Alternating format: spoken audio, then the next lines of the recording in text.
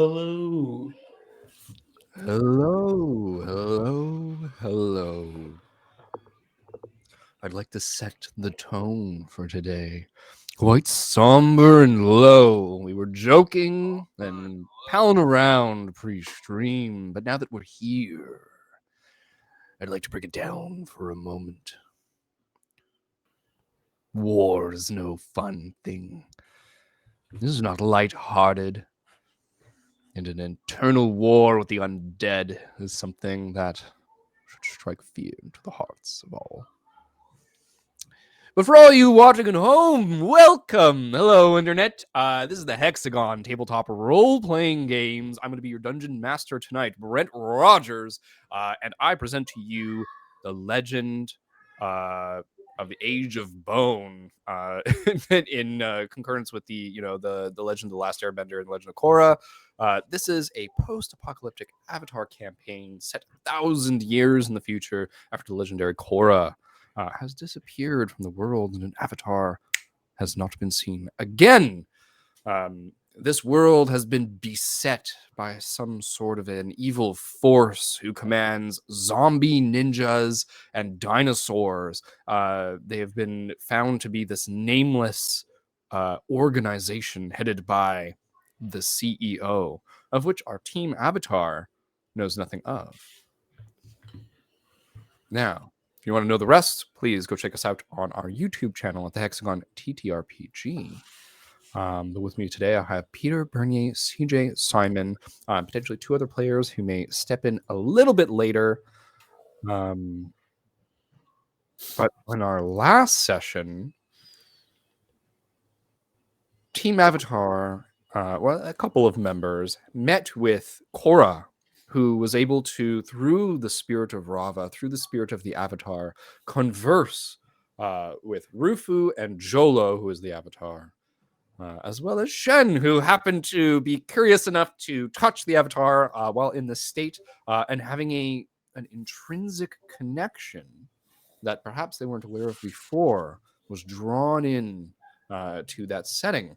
A little bit of information was revealed where the spirit of Rava has touched all of those who were present at the operation and the near-death experience of the current Avatar, as like something akin to open heart surgery essentially was performed. There was an excision of some dark and restraining force, some sort of unknown technology, not of the civilization that we're, familiar with in this apocalyptic world. But besides that, after that conversation, in the middle of the night, Kaloni Taro, our waterbender, had heard that her spirit father Heibai had been savagely attacked and wounded. And so Kaloni decided, with Quaddle, who was from the Lost World, to venture over the armies to literally fly straight to the Spirit Council, where our team is trying to get to try and help her father right now.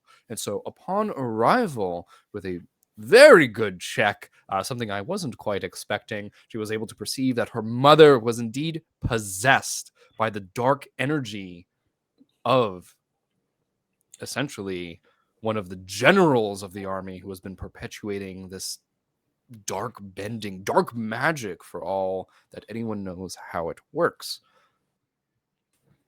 But Kaloni pulled through and was able to begin the healing process. And as she lies in a spiritual pool of tea with Heibai, the great force spirit, our team Avatar prepares and to depart and attack this army. All they know is that the battle has already begun. Great spirits are rending the field asunder, attacking this unlimited force of essentially zombie dinosaurs and ninjas who rise again. But our party noticed that there was a camp set a little ways back from all of it, and they know that the greatest threat on this battlefield is a dark figure wearing armor of obsidian with a large shining crystal blade who is able to conjure crystals up out of the ground and who has been soloing a giant river dragon spirit, which was of much interest to Kai Tome, whose Fire Nation people worship dragons, while dragons are apart from spirits. And so there's something to be discovered there on the field of battle, perhaps, which brings us to the current moment. All of you are in the air drone ship, departing from your campsite the night before. Apparently you guys made a plan, so if now's the time to go over said plan. I don't know what's going on, so you guys tell me what it is you want to do. Emma's at the helm. She's helping to steer the drone ship as you guys head towards the battle. Amazing. Kai Tome has just popped into the chat, which is perfect timing as he'll be able to join in on Let me this. add him in here. They didn't get the recap. You gotta re-give them the recap now. It's from. I'll give him the recap. Kaloni got to the Spirit Council, is in the process of trying to heal her father, which she's stuck there right now, as y'all head into a pitched battle where Archfey, some of the greatest spirits on the plane, are in the middle of fighting, potentially for the entire continent. And is it soothing jasmine tea, or what kind of tea are we talking about? Soothing jasmine It's spiritual bamboo forest tea. Oh, bamboo fancy. resin tea. Yeah, so like it weirdly tastes of poo. I don't know if anyone's ever eaten bamboo. Like there is an odd taste about it. It's very distinctive, and it's different. How do you know what poo tastes like? Have you ever smelled it? Because it tastes just like that. We all eat ass here. Let's not. I mean, you're not wrong.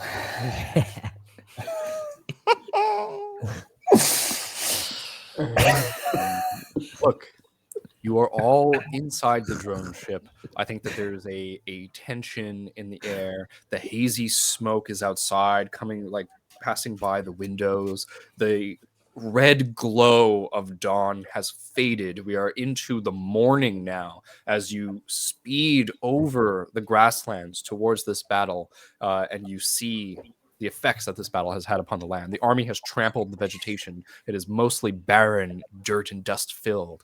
And it is being stirred up consistently by the great spirits that are on the field. To remind you guys of what happened last time, there's this great wave of water that is rising up and crashing down, splitting apart, reforming, and generally trying to push things back.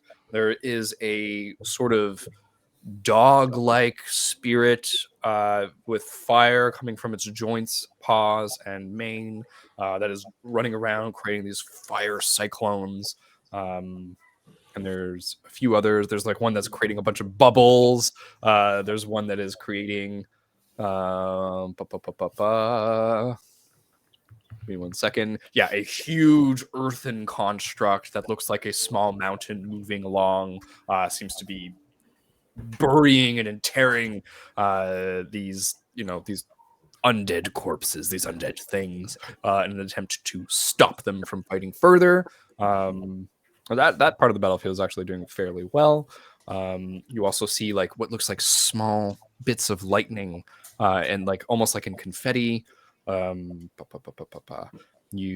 bubbles, you see glints of light, and you see a dark streak. So those were all the things that you guys had noticed from afar. And then on the enemy side, the ninjas, there's the undead dinosaurs that you noticed as well.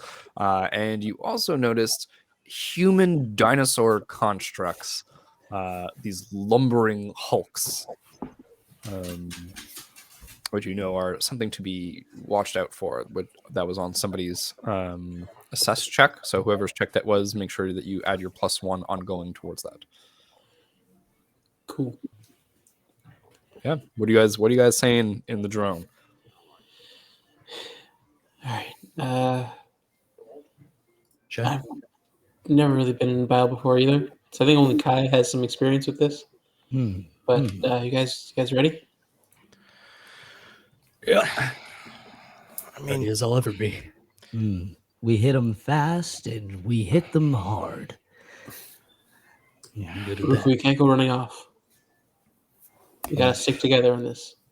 It'd be best if we could bounce in and out, but maybe if we could give that dragon an edge, it might give him the chance to maybe get a favorable outcome in this battle.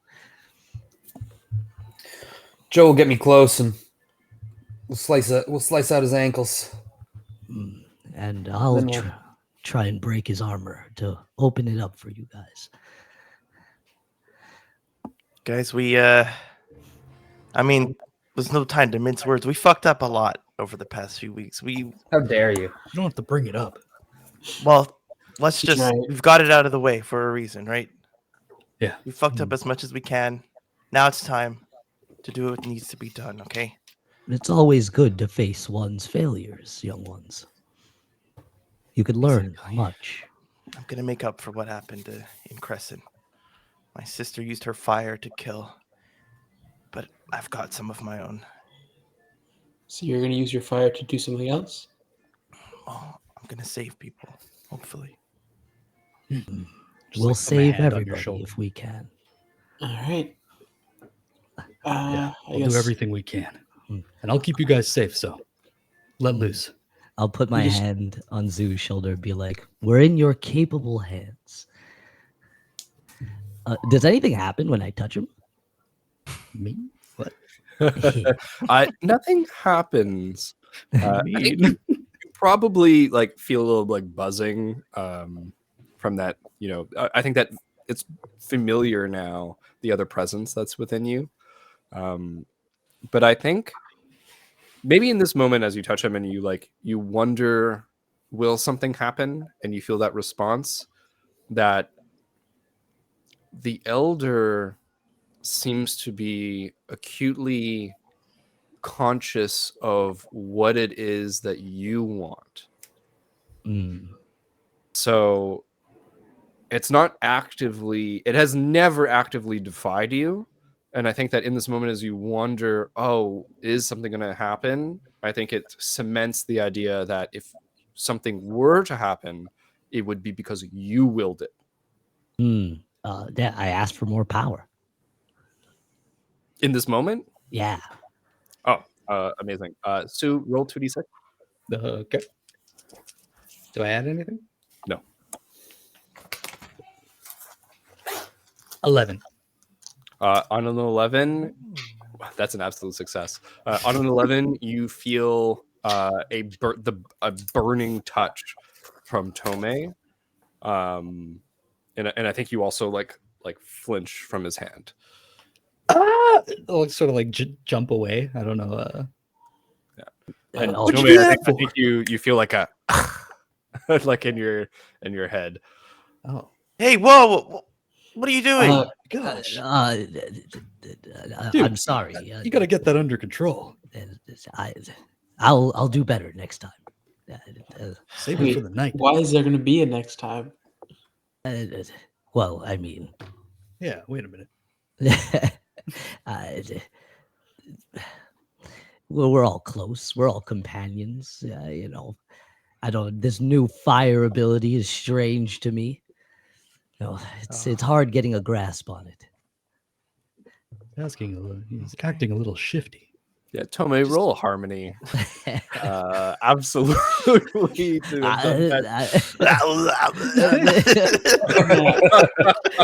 Gonna trick us? Because You right roll a now, Roll a trick. Oh, you know what? Yeah, you are trying to trick them. Roll a trick. Absolutely. What do I roll? yeah, with Kai that? wasn't there when we kind of communed with the Avatar spirit. How are you getting another bending? Wait a minute. Yeah. Wait a minute. You're rolling with creativity. Every time Shen says Creativity. something. That's only a 9. On a 9, That you might be pick good. one. Either take +1 forward on acting against the party. They act foolishly. The GM tells you what additional opportunity the party gives you, or they overcommit. They are deceived for some time. I'll say they overcommit. and are deceived for some time. I don't know how exactly else we gotta be like, maybe something to do with my lineage being in a place that was made by my ancestor. I'm not quite sure myself. You hear the ancestor in your head, and he's like, "The system somehow transferred the Avatar's powers to us. Tell them that." Maybe the system transferred some of the Avatar's powers to us. A wild guess. Me, say me. Damn it.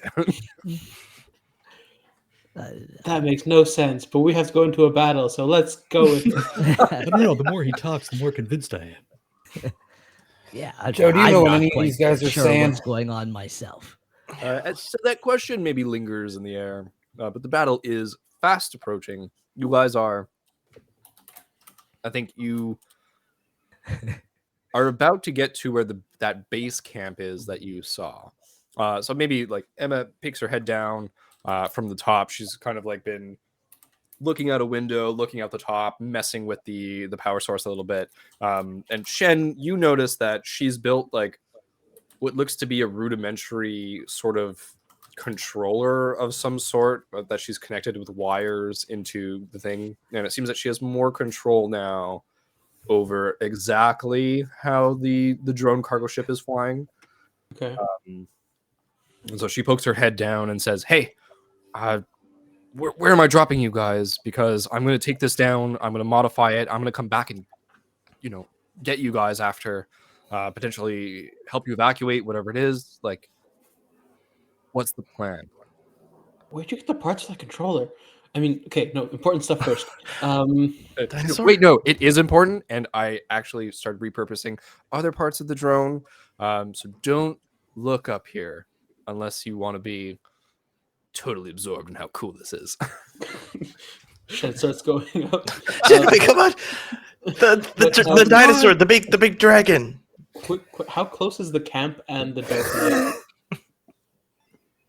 The camp is like a minute away. Like it's like coming up as like 59, 58, 50. Like No, I meant like to each other. Like if we were to drop at the camp, for example, how long would it take us on foot to get to the Dark Knight? Probably on foot to get to like where the battle is happening is like 10 minutes of like, running, walking, like jogging along. Like it's far enough that it is like solidly behind enemy lines, but close enough that it's reachable. Right? It's a well-positioned like base of operations, you could say. Let's drive the ship into the night. Okay.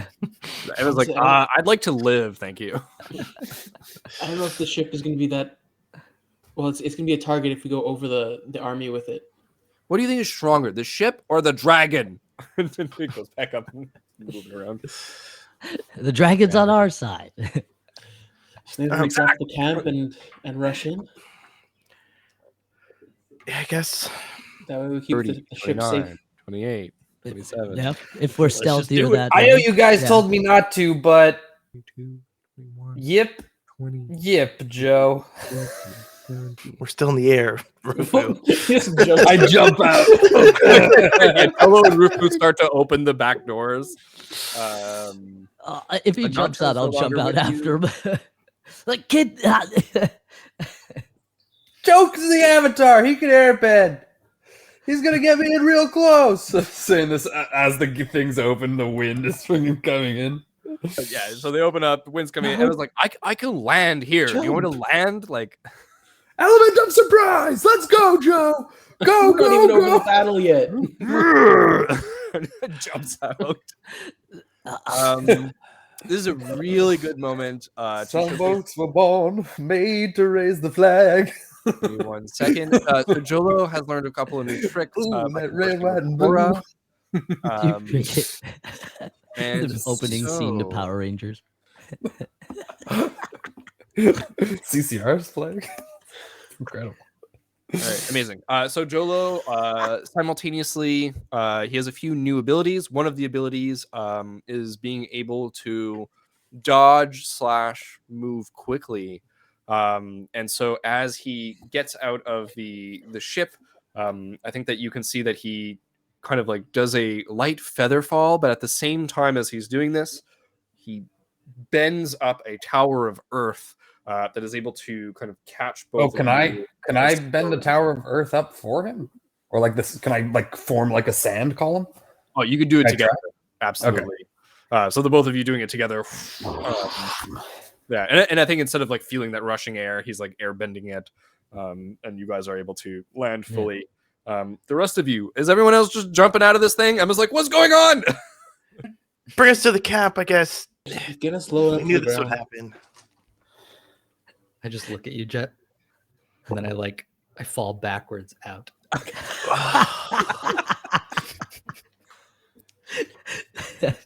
Turn back. Attaboy! Kai, do you jump out? Oh yeah, I would have jumped out after Burns jumped out. Absolutely. Yeah. So you jump out, you look back, you see Sue falling backwards. That Jet, are you jumping out as well, Shen? I just look at Shen. Emma's just like, look, I'm landing. I'm landing. we need to get with everyone else. Emma, keep the drone ready but away from the army. I guess we'll try and send up some sort of signal to let you know where we are and if we need a pickup. So she brings it down, and as she's doing that, she's like, "What's the signal? Like, tell me now." Jet, you can send up just like a ball of lava or something, right? Oh yeah, yeah, for sure. Actually, Like, what is that going to look like? Like a lava jet? An exploding ball of molten rock. you can't miss it. I can't. Okay. Have you not seen molten rock before? Not an exploding ball of it. Okay, it's gonna be an explosion in I guess an explosion in the sky isn't really that useful in a battle. She like pinches her bridge of her nose. She's like, I wish I had technical specs for what a exploding molten ball of lava would be. What if it was like just like a combination move of like, I don't know, like a specific, like a dust cloud in the air or something. Like, So you can see a dust cloud, but not an exploding ball of lava. but you make it like so it stays. You guys are like landed next to the camp. And it looks like there's nobody here. Meanwhile, everybody else is like walking up to the camp since you jumped out right before. Wait, we jumped out of the camp, or we jumped out? You jumped up before. You jumped out right before the camp, and then she kind of like passed it, circled down, landed. I thought we were jumping out to attack the Nope. guy. That's what happens Nope. when you don't listen and you jump Yeah, out. you guys Lean. jumped out. I'm fine with that. cool, all right. The Jesus fall. It was cool. Everybody shows up. You guys are still talking. She's like, "Look, like, what do we? I'm gonna go. Like, what's the Okay. signal?" Lava shooting up from the ground into the air. It'll be I'll noticeable. look for a You'll look for lava, I don't think anybody else jet. here is shooting a jet of a lava. lava geyser. Got it. Lava geyser is the signal. There you go. Okay. All right, wait, we have to get off first. Jerome starts leaving. You can tell she's a little flustered. You guys hop out. The rest of the party comes up, and you all, I think, see this camp. Why is she flustered? We're the ones going into fight. I don't know why girls do anything. Okay, Okay, let's just take one quick second. look around the camp. Yeah. Right. The camp has a fire pit with a large pot, inside of which this dark purple liquid is bubbling, but there's no fire lit. What does it There smell is like? 2 tents. One seems to be like a teepee style, bunch of like large logs that have been, put together with a skin exterior, inside of which seem to be a lot of like, there's a fur rug and a sort of bed that when you look at it is a bunch of like branches and moss and things that have been like accumulated together with another skin like fur rug over that.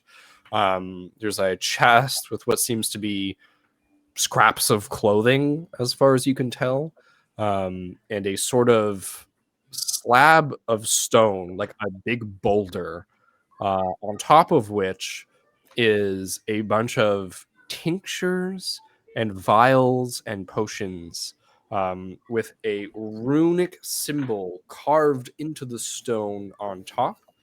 And the runic symbol is essentially like kind of like a full metal alchemist style alchemy circle. The other tent appears to be more of like a tent with like the two triangles at the front with a beam across. Inside this tent is nothing but a sleeping bag, and there seems to be a like sack inside of which is some food. That's it. This is just a very small 2-tent camp. It's a 2-tent small camp with this like fire. There seems to be like some supplies outside. And you guys, I think, as you take a look, like who would be looking at the supplies outside? Probably looking at that pot.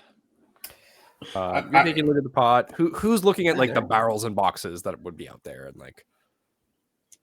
Chen will go do a quick look over. Yeah, so you go and check up on the barrels and boxes and things. Maybe like open a couple, and there seems like in these is some really weird stuff.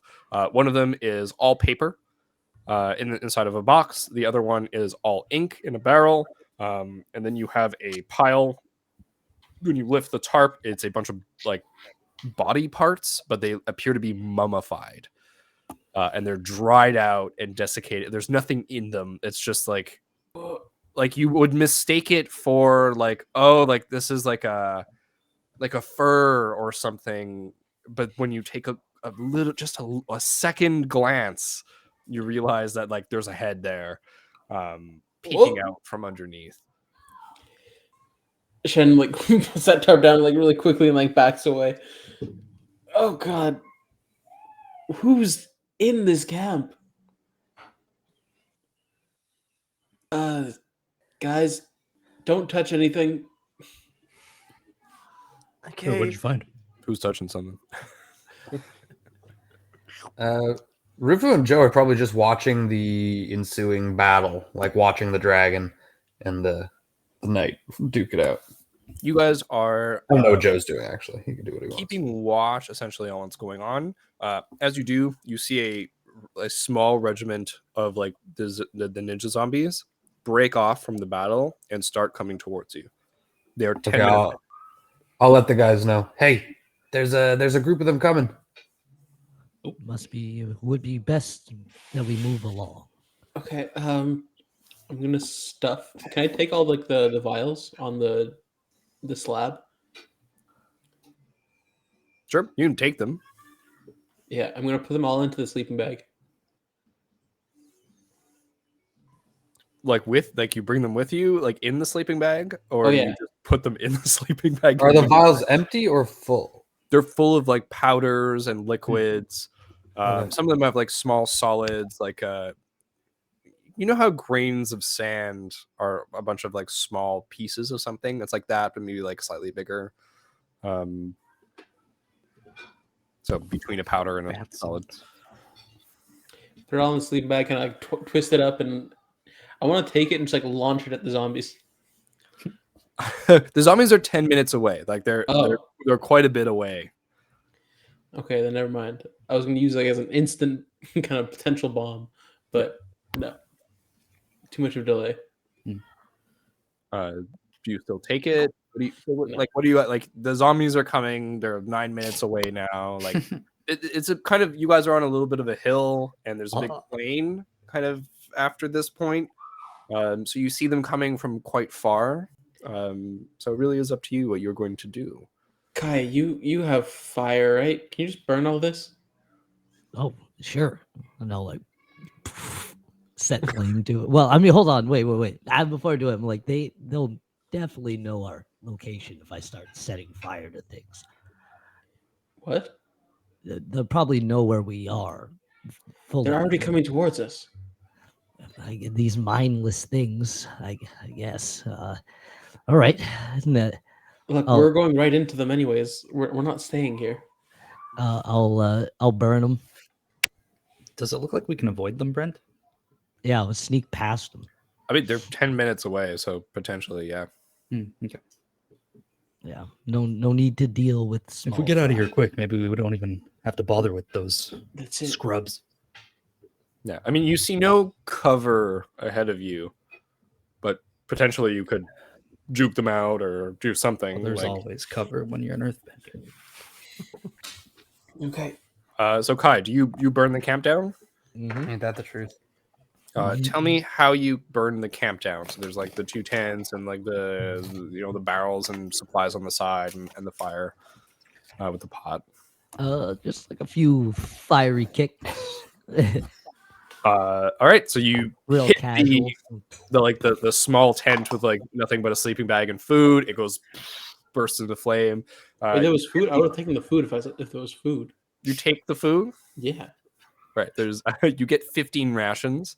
Because all I heard was body parts, and I was like, I'm not gonna Yeah, I eat didn't that. hear food. It was in the second tent there was nothing but a sleeping bag and a sack of food. Oh, I heard sack of poo, and I was like, okay, interesting. No, You food. gotta have your Okay. shitting bag. right? All right, Legit. then I'll take the food. All right, legit. It's like dried apples and meat. That's fine. So you grab that. You get 15 rations of that. Cool. So a couple weeks of food, essentially. You For save one that. week. Do you still take the sleeping bag full of tinctures and potions and things? No, I wouldn't have put them in. Okay. The second fireball hits that second tent, blows up. And as that blows up into this crazy purple explosion, the pot in the middle also blows up. And everyone here is going to take 3 fatigue who was in the camp. I believe Rufu and Jolo were keeping watch on the exterior of the camp. But as this happens, the supplies and everything will also go up in flames, and everything is essentially destroyed, knocked over, and otherwise fucked up. Oh my god. Okay, first bad decision of the day. It's fine. Oh, Got it over with. Oh, do we meet them halfway, the Oh my zombies, or God. do we try and make our way Oh around? god. you said 3 fatigue? 3 fatigue, and if you run out of fatigue, you take conditions. That was an astoundingly horrible idea. Yeah. That's why Yeah. Well, like, Let's get out of here. I don't know. All right. Okay. Yeah, Rufu next and Jolo, bad you decision, don't let's take go. that. I say we just take them head Rufu's on. frozen for me. Is Rufu frozen for anybody else? let's avoid the zombies. and He's go just straight staying to really the still. Big He's so good at it. Okay, well, we'll resolve that in a minute. What do you guys do? The zombies are about like 5 minutes away now. As you guys pick yourselves up after this impromptu explosion. Let's limp out of here. Yeah, The others are they'll be distracted with this. hopefully. Okay, where do we go? I think coming off the fire is this purple smoke that's thick and billowing and making its way up into the air. And so you see this group of ninjas is close. They're, a little more than halfway to the camp as you guys start to Great. slink That's great off. to hear. And you see another group. This group of ninjas Yeah, shit's going. has Shit's fucking up here.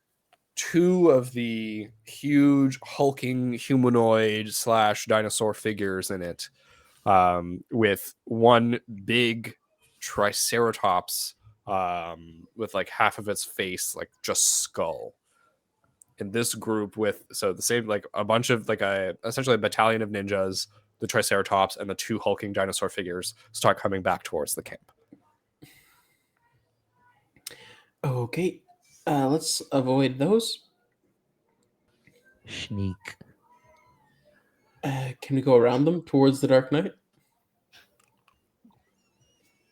You guys can. It'll take a little while to go fully around. They'll also see you. We unless can't you like do sneak. something. Okay. There's not really enough to sneak. Like it's grasslands, and like I said, it's been trampled and burned, and like it's pretty much dirt with patches of fucking weeds and shit at this All point. right. Let's raise a dust cloud. We'll make multiple, and then we'll push them in different directions. We'll be in one of them. I just start. All right. So we I'll raise help up out. can we raise up a bunch of dust, and then Kai, can you like push them in different directions, and they won't know which one we're in? Easy work. No. We're all there. I try to Send them. sustain it. And, Does anyone have spread a out. technique that they would like to put towards this? We didn't learn any techniques. I just have air swipe. I don't know if that helps. It's like a pressurized air. Yeah, that's Not meant to really. cut through, not to Yeah, push. it's made to like deflect things. Yeah. Okay. So in this case, I'm going to say that this is another instance of group bending.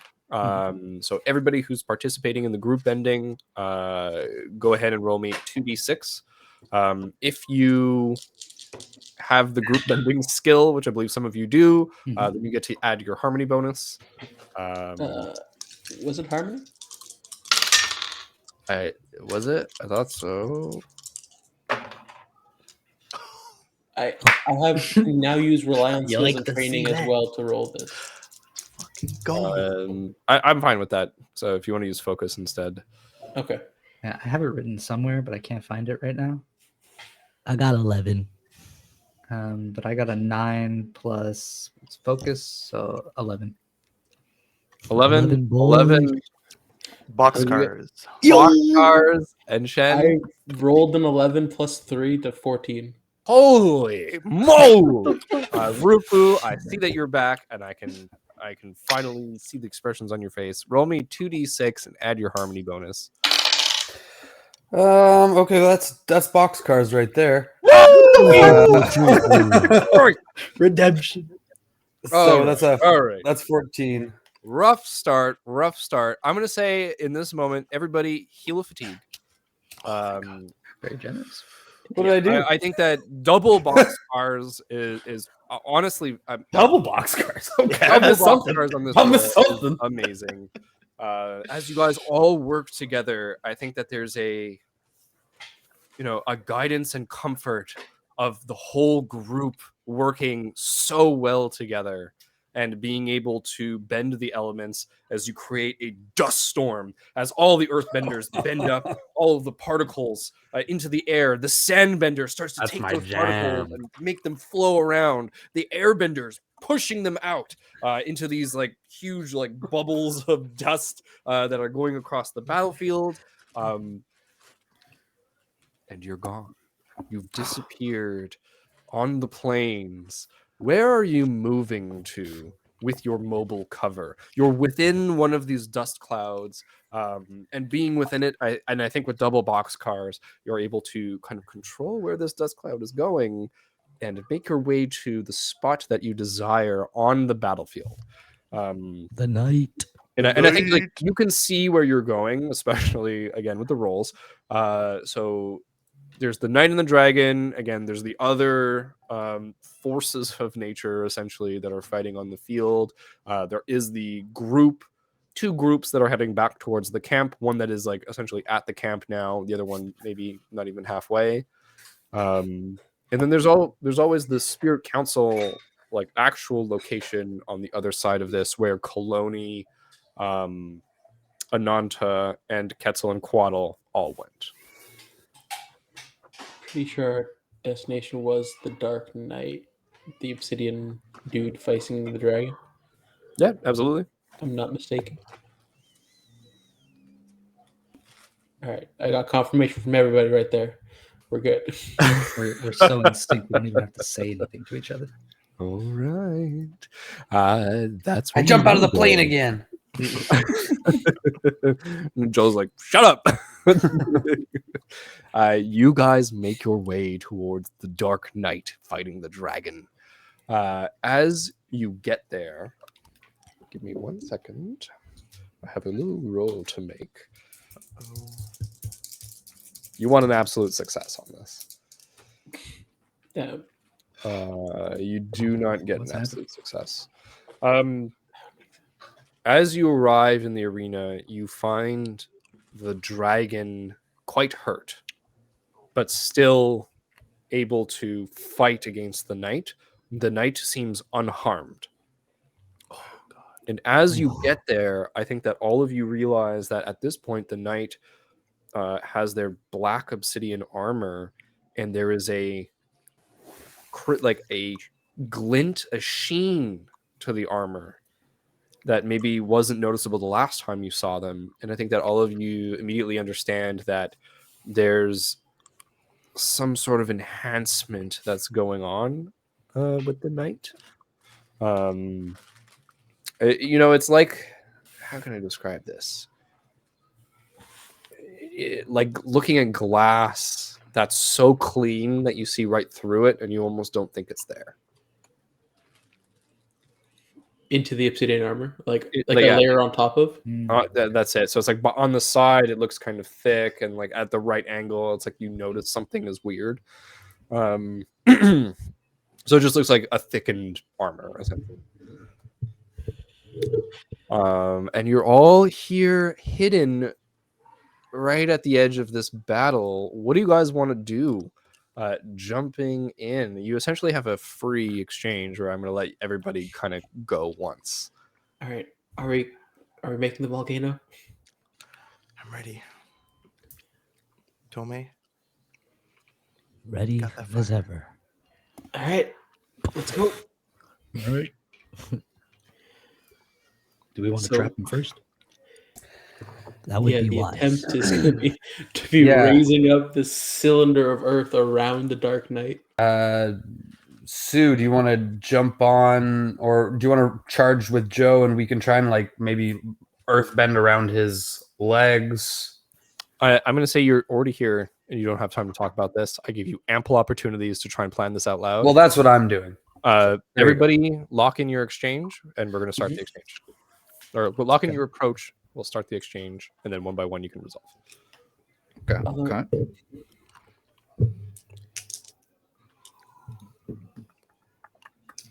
Tell me when you're done. Actually, I can Locked in. see some of it here. Jet locked in. Shenlong locked in. Oh, I have to lock in again. Sure. Like, I have it highlighted in blue, but it's telling me to lock in again. Lock in again.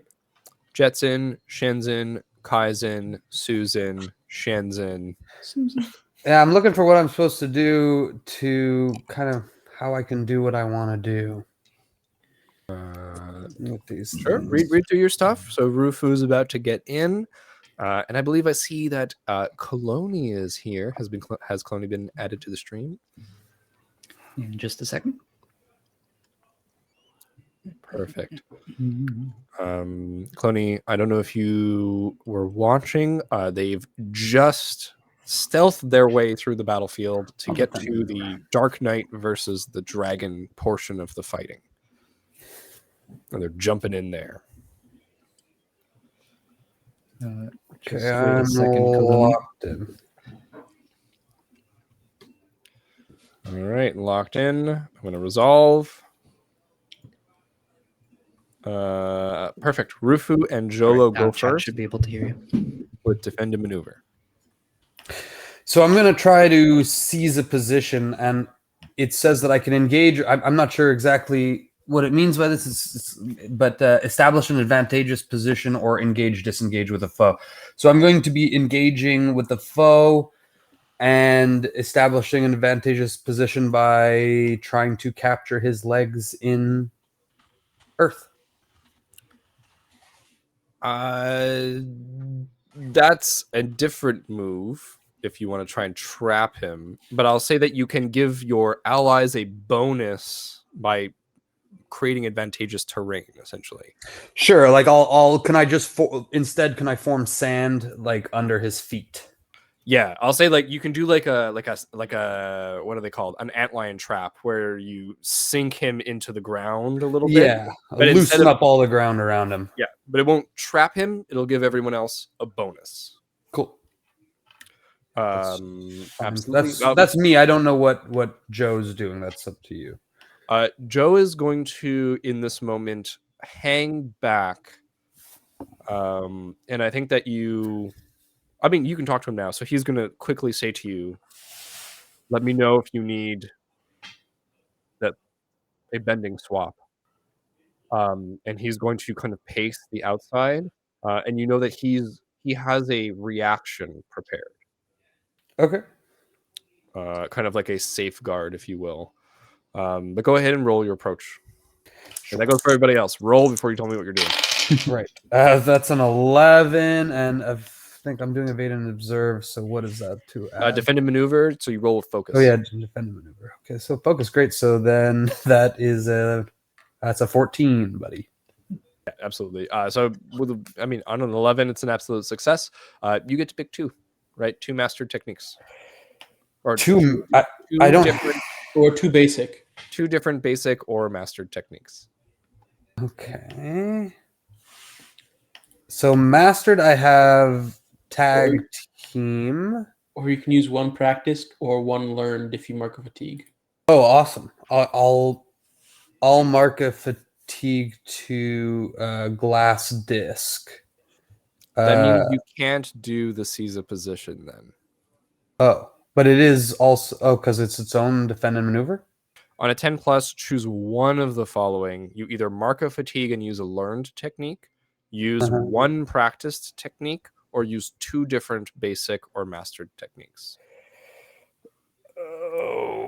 Okay.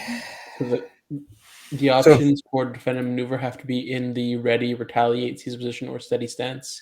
Okay, so I can seize the position and I can Do another thing in defend and maneuver, kind of.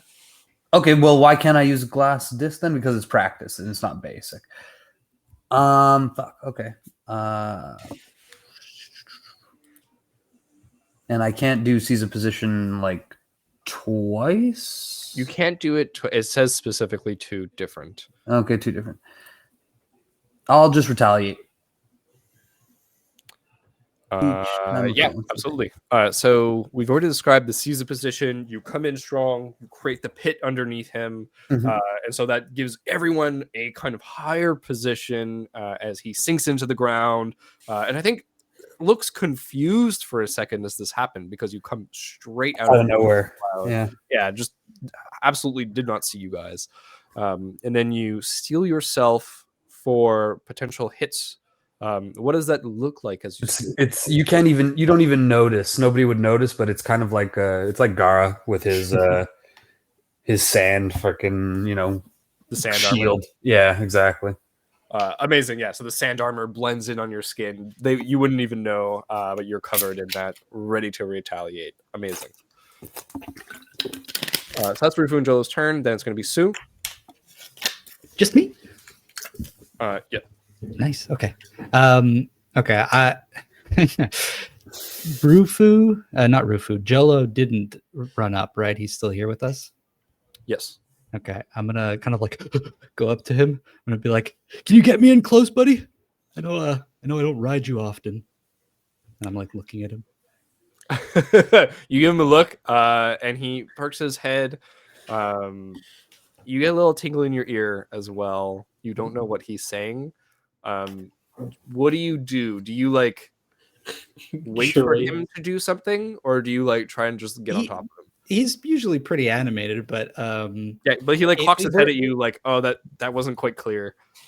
Yeah, when he cocks his head, I think he's like making space for me, so I like grab onto his neck to like pull myself up.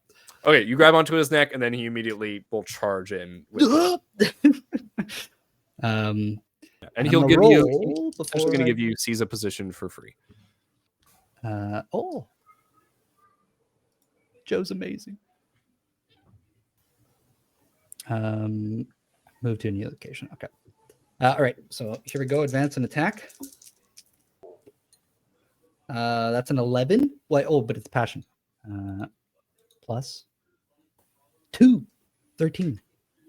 Yeah, I mean anything above 10, you get to choose 2. Beautiful. What are you doing? So first, I'm going to pressure apply the pressure to Mr. Knight. So as I'm riding Joe, I'm going to like pull up, I guess, like the sand and dirt up onto me and to like make my form look larger as I approach. And I'm just gonna go and just start screaming, so his attention is on me. And then I'm going to pull myself off of Joe, sort of like hop over him like frog style. And I'm going to try and overwhelm the knight by throwing a rock fist at him. All right, So read me overwhelm, because that's not a basic. No, it is one of my mastered. So I throw a punch with all my weight behind it, and I mark 3 fatigue to inflict stunned on an engaged foe. Stun. Damn, son. Ooh, that's rough for me. Damn. And just the pressure also.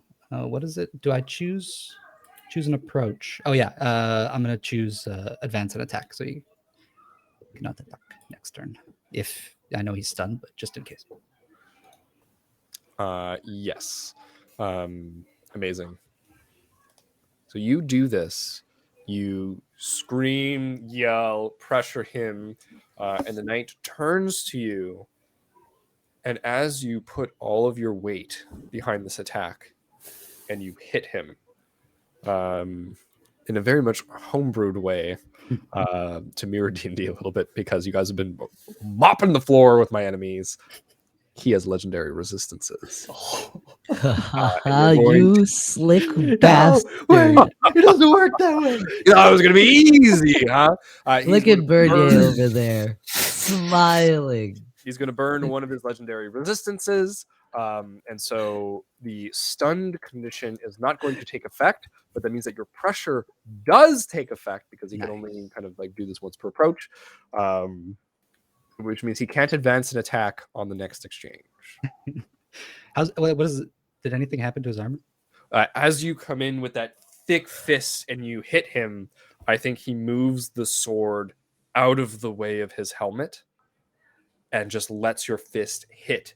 And as it does, the rock, like I think because you usually put rock around your fist as you go in to do the punch, splits apart, and you see 2 red eyes glowing through the dark visor as you're up close and personal.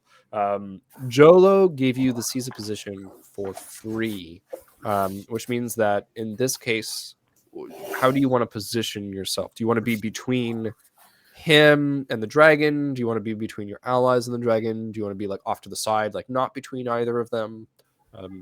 You fully have the choice here.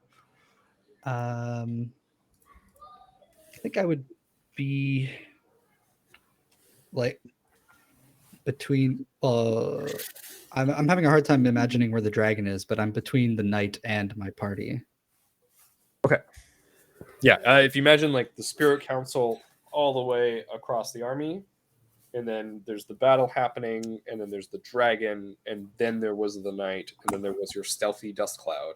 You've popped out of the dust cloud and remained between the dust cloud and your party and the knight, the dragon on the other side. All right. Well, that was eventful. But now we're going to go on to Jet Shen Hu. Part of the plan was that I would be the last of the like earthbenders to go. Is that okay? Or is Shen a different approach? Shen is an evade and observe, and Kai is an evade and observe. Okay, cool. In that case, the plan is garbage now. And so, how close are you, Zoo? Are you like melee range? We plan for D&D, but it's not a 5e style game. No, anyways. How close? You could have all picked approach. You know the order of approaches. Yeah. You can discuss that. Are you like right next to him? Like if I try and do something around him, are you right there? I don't think so. All right. I'm like a little. I'm not I'll- like. I'll say because Jolo's helping you, you could have punched him and Jolo snags you back up and you back up if that's what you want. Okay. Okay, cool. Yeah, so Jolo will sand bend in, kind of sliding. This Triceratops raptor slides in. You jump back on his back, and he'll ride you back out of melee range, back up to the lip of the sand bowl. So I try and like make the like earth under him lava, and it's just not coming. It's like my first time using this combined like soul power, and so I just shake it off, and I mark 1 fatigue because I rolled the 6 to use a basic technique, and I will try and pressure him, which I use the fatigue, so it works, and he cannot defend a maneuver next turn. As I like use the sand that Joe kind of Rufu left for me, and just like try and compact it around his feet as much as possible. All right. So there's 2 approaches he's not going to be able to use next turn. Do you want to do anything else in this moment? Not in this moment. No. Okay. You leap forward, do this feat of bending to start tightening the earth. And he seems to be more or less stuck in place at this point, at the bottom of a sand pit with sand hardening around his ankles. And then we're going to move to Shen. All right. So Evade and Observe. That's a 10, which means that I can use my metal bindings. So I'm going to use the bismuth rock that I picked up from Crescent. Mhm. Kind of like form shackles with it, and like send them flying out to kind of grab his arms in the shackles, as his legs are already kind of stopped. Amazing. You send that out, and he's going to burn another legendary resistance to essentially... Damn. And from the rock, crystal formations form on like those shackles that are flying towards him, causing you to lose control of them, and they fall into the sand pit. Okay. Bismuth wasn't metal enough. All right. Mark this. You got a 10, and that was your... Practiced. So it's practiced. 1 practiced. Right, perfect. Alrighty. You guys have burned through 2 of the resistances, and then there's Kai, who's going to go next. So Evade and Observe, that's harmony. Or creativity. That's 8. So I could use 1 mastered. I want to use break. So I could target a foe's vulnerable equipment, render it useless or broken, possibly inflicting appropriate status. Does anything look like vulnerable, or are there pieces in the armor that look together, like that tie it together or hold it up or something? I think... Or is it just like one piece? It's got to be seams. Yeah, his armor is segmented because he needs joints. So I think you can start to strip it off him, or potentially like he is also holding a crystal sword weapon. And that looks like I could like break it, or like if I target the Disarm armor, him, maybe. yeah, would a piece of it come off? Does it seem? Yeah, try. He's also been using crystals, like launching crystals out. So I'm trying not to say too much here, but what I will say is that I will honor your technique. So you will break something. the biggest piece of armor. Yeah. Whatever section looks like it's holding up like the most. Yeah. I Right. guess it would be like somewhere here or something. And I Yeah, guess I'll you kinda aim like- this technique. What does it look like? I'll kind of like get as like high as I can, I guess, with some air bending, and then like kind of like bring down hard, like a fiery kind of like axe kick to try and like slice that portion of the armor near the Ooh. neck too. I want to be like a little showy. You use both forms of bending. So you do this, leap into the air, fiery axe kick comes down, and as you aim for the central breastplate of armor and try to break it, he brings his arm over to bear, and you shatter his gauntlet and arm piece of armor, exposing the arm beneath, fully shattering the obsidian armor with the reinforcement on it. And I'm going to tell you that is one of 5 pieces of armor that can be shattered. There's more. I'd be like, thank you, ancestor. As I like land back down, when I yell out to the rest, I'll be like, we got to hit him some more. You see that, and the ancestor replies, "Uh-oh." And now it is going to be a new exchange. But you see like red lines as the gaze of the Dark Knight meets your eyes, and he focuses his full attention on you, completely ignoring the dragon. Good. On all of us, or like Just On me. particular? Kai Tome. Well, All right. At this point, another exchange will begin. So everybody, I'm going to initiate. Everybody can begin to lock in what they're going to do. He is going to lock in what he's going to do.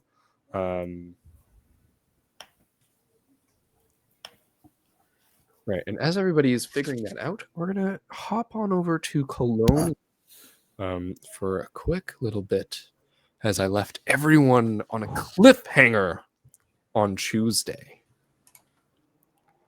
I'm here. I'm so ready. I'm so ready. I'm so scared. My poor girl.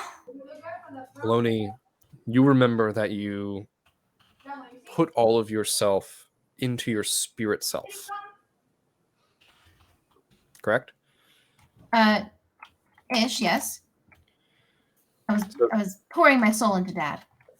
You were pouring your soul into Dad using your projection of Bobo, right? Yes. Right. And you pour everything you have, like as much as you can? The intention was to give him what was needed to make him whole. If that means all of me, then it will be all of me. So I think you do have to put all of that energy, and there's a moment where you see double, and you're touching Heibai, seeing his spirit in this tea pool that you've created with this spiritual bamboo from the forest of his domain. And then you also see yourself reaching out a hand and touching him. And as your vision fades of him and solidifies of yourself, you see Kaloni's body collapse into the pool. But you also start to see your vision starts to rise, and you see Heibai as well. And you rise, and you feel all of a sudden pressure, and now you're looking straight down. And as you look from side to side, you see enormous white bare arms with huge claws, a huge torso with some kind of like, and I want you to describe to me right now, what would Bobo look like? What would the spirit of Kaloni look like as a humongous bear? A bear that filled the whole room, bigger than Heibai, and not cutesy, kind of like Bobo was, but fully a spirit bear, having transformed in this moment. Okay, so yeah, Bobo was very cutesy in his original form. He was precious and cuddly and playful, but in this fearsome primal form, this like originating form of his, he would have like he would have panda undertones, but they would be so like instead of it just being circles around his eyes and like black paws, they would be streaked, like kind of like there would be like almost claw marks extending up his arm, but not marks as much as just like patterns. I think his gaze would be a lot fiercer, and you would see like just like the predatory aspect of a bear, where you know you think they're cute normally, but they are fearsome, like bared teeth, ready to snap at you, and just if he's gigantic, I just imagine him on his hind legs, completely ready to slash and pounce. Really, oh man. Rounded form gives way to something more jagged, more predatory, as you said, something sharper and more dangerous than ever before. And as you look down into the pool, you see Heibai slowly absorb into your physical form. And the body of Kaloni glows a little bit, and I think that on her eyes you see these dark patches appear, and your skin lightens a little bit, or the skin of your body, as it takes on a little bit of a panda-ish appearance. And you feel this immense power flowing through you. You can feel now all of these spirits that are battling outside of the Spirit Council. What do you do as an enormous Ursine spirit? Just out of curiosity, Dad's spirit just entered Kaloni, but is Dad's physical form gone? Is Heibai's physical form now gone and entered The in her only entirely? thing in the pool now is Kaloni. Is your body, your human form. I mean,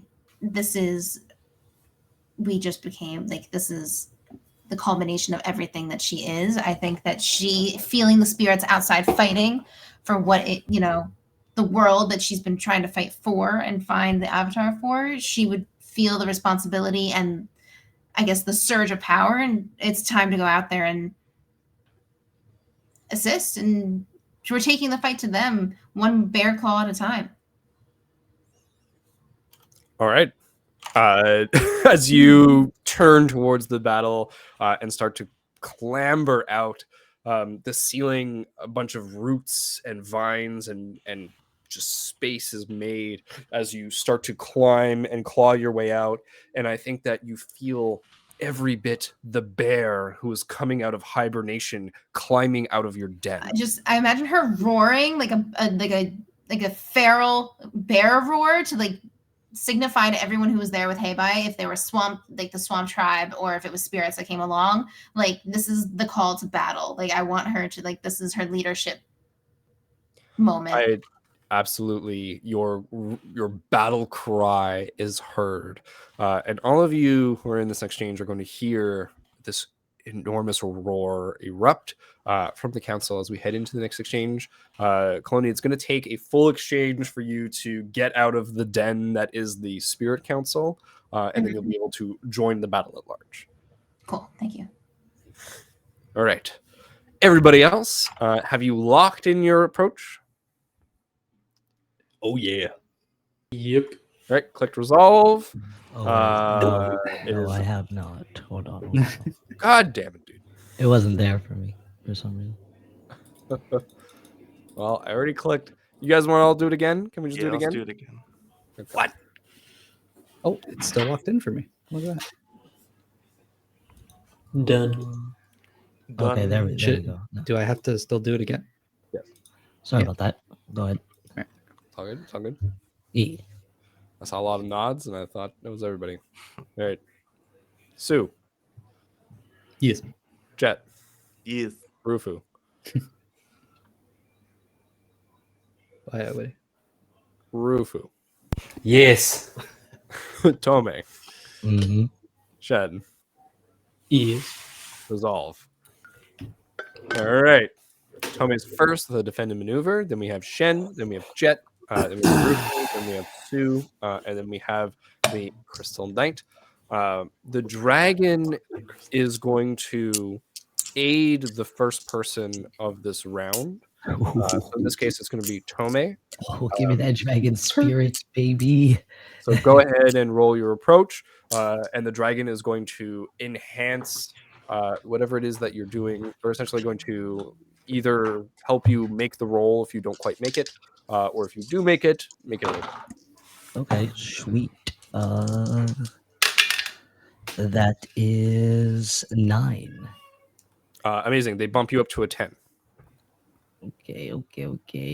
2 basic, and 1 mastered. Or sorry, okay, Two different techniques, either basic or mastered, 1 practiced, or mark of fatigue to use it learned. Okay.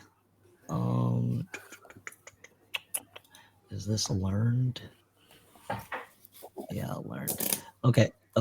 Yeah, I'll mark a fatigue to use air swipe, so I can prepare to cast an arc of pressurized air to knock away incoming attacks or throw enemies off balance.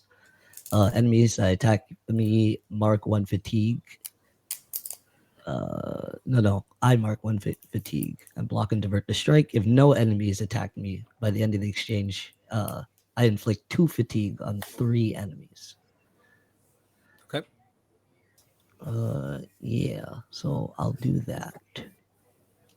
So yeah, I'll swirl a bunch of air together, a little bit of fire sparked in, and get ready to block an attack that comes my way. And the dragon swirls around you as well. And I yell to it, "Lend me your strength, just for a moment." And I think that you weirdly, that dragons of the soul homeland, right? All the power comes from the breath. And with this dragon, it is not like that at all. As it coils around, you feel the movement of its body producing air, that there's something so different about this, and that it is not breathing out and doing this at all, that it seems to be something else. And I don't know that you can quite pinpoint it in this moment, but you hear this like sharp whistling as it improves your technique, and as you get ready to retaliate with your air swipe. We're going to go over to Shen. Okay. We got a roll. Okay, so that's... And I have a +1 with him currently. So that's a 10. That's amazing. What are you doing? I'm going to first strike at him. And, well, first I want to try and smash, actually. See if I can smash another part of its armor. Because it says to destroy or destabilize something in the environment. Would that potentially be his armor? I'll allow it, yeah. Okay.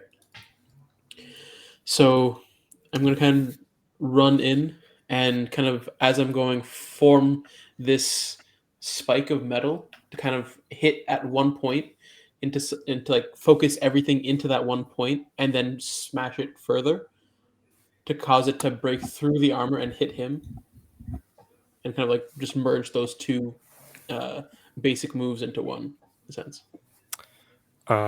Yes. One amendment, because this was a core mechanic of the fight that I had pre-planned, and I had intended for Smash to do it. Somebody used break last round. Who did that? I did. You did. You break 2 armor pieces instead, because that is something specific to your class, and I feel bad that you used a special move that only belongs to you, and it didn't do anything extra. That's my bad as a DM, and I'm going to retcon that right now. So far, 3 pieces of armor have been smashed off. So he blocked with both of his gauntlets, both smash off. And in this case, Shen, as you come in to smash and strike at the same time, he's going to turn his shoulder and take it on the breastplate, bursting it off of him. But he is going to shift instead of taking more damage. Ooh. No, he's going to take a condition. Well, then in that case, I'll mark a fatigue to make them mark 2 fatigue. Oh, well, now you tell me, huh? Well, I mean, if he's choosing something that I didn't want, I was like, well, I'll just force it. All right, fine. You'll mark 2 fatigue. Damn it. Digs deep. Absolutely, yeah. You follow through with your attack. What does your strike look like as you do this? So again, it's kind of like that idea of I kind of put the nail into his armor, or like that metal spike, and then I kind of reinforced it with kind of just like a double fisted like smash into that metal spike that was already driven into the armor.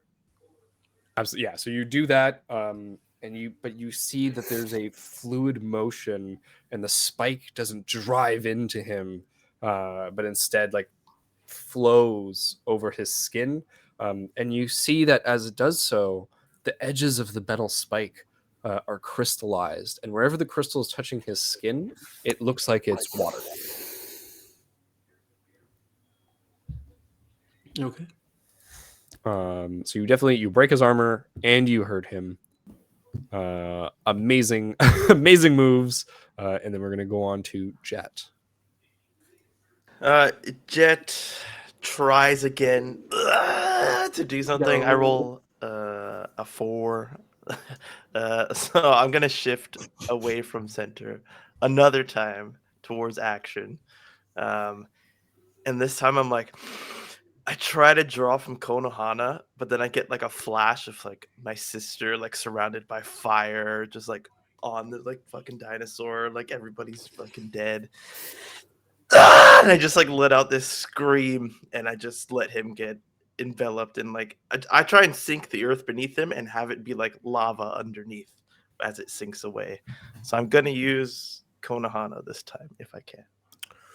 Ooh, yeah. That's better than me. It's a 8 on the die. Yeah, and that's the Konohana die that you rolled. Yeah. Okay, perfect. So with an 8 on the die, you unable to do your regular attack. Like, well, you shift to be able to do a basic attack, right? Mhm. So which one do you choose? I'm still going to choose the pressure. So I'm like trying to make it so that he can't use defense and maneuver again, but this time I'm trying to use that lava as well. Ooh. Okay, so you're pressuring him High to be level able to, bending right there. you're pressuring him to not be able to defend and maneuver. Yeah. I just Okay. want him to get away. That's my like main focus right now. Amazing. So you pressure him with that. Konohana on a partial hit is able to reinforce you doing this. And as you cause the magma to sploosh around inside of the sand bowl and prevent any sort of easy escape by jumping away, she's going to enhance this by having the lava deal damage to him. And so the intense heat in the bowl flares up, and she's going to do a fatigue of damage at the same time. Nice. Just like And kind of hurts. you start to see like sweat beading like beneath well, I guess there's nothing on his torso and arms anymore, so sweat's starting to pool. There is no clothing under the armor. It is bare skin. And the bare skin is white, like it's so pale, like the sun doesn't really touch it very often. Damn, I need some vitamin D skin. in his life. Oh my gosh. But still no sound from this enemy, like completely silent, and I think eerily so at this point. After all these attacks, all of this action, Rufu, it's your turn. Is there anybody advancing and attacking after me? No. Okay. Jolo looks to your guidance. I'll roll first. So rolling with passion, that's a 10, 8 on the die. So I can use a basic and a mastered technique. So I'm going to use tag team as my master technique. I could work with an ally against the same foe, choose to engage a foe and an ally, double any fatigue conditions or balance shifts that they inflict upon the foe. Would that carry over into the next round of the exchange? I'm gonna say no. It would have to be someone within this exchange. But in this exchange is Jolo, and if you're gonna tag team with Jolo, Jolo will do a strike. Okay, so Jolo could do a strike, and I'm going to, because I get to also do a basic stance, because I rolled a +10, I'm going to pressure as well. And I'm going to make it so that he can't advance an attack. Oh, you guys are killing me. So he's not going to be able to advance an attack. Perfect. I'll just say I hop off him when he starts running back towards Rufu. Yes, absolutely.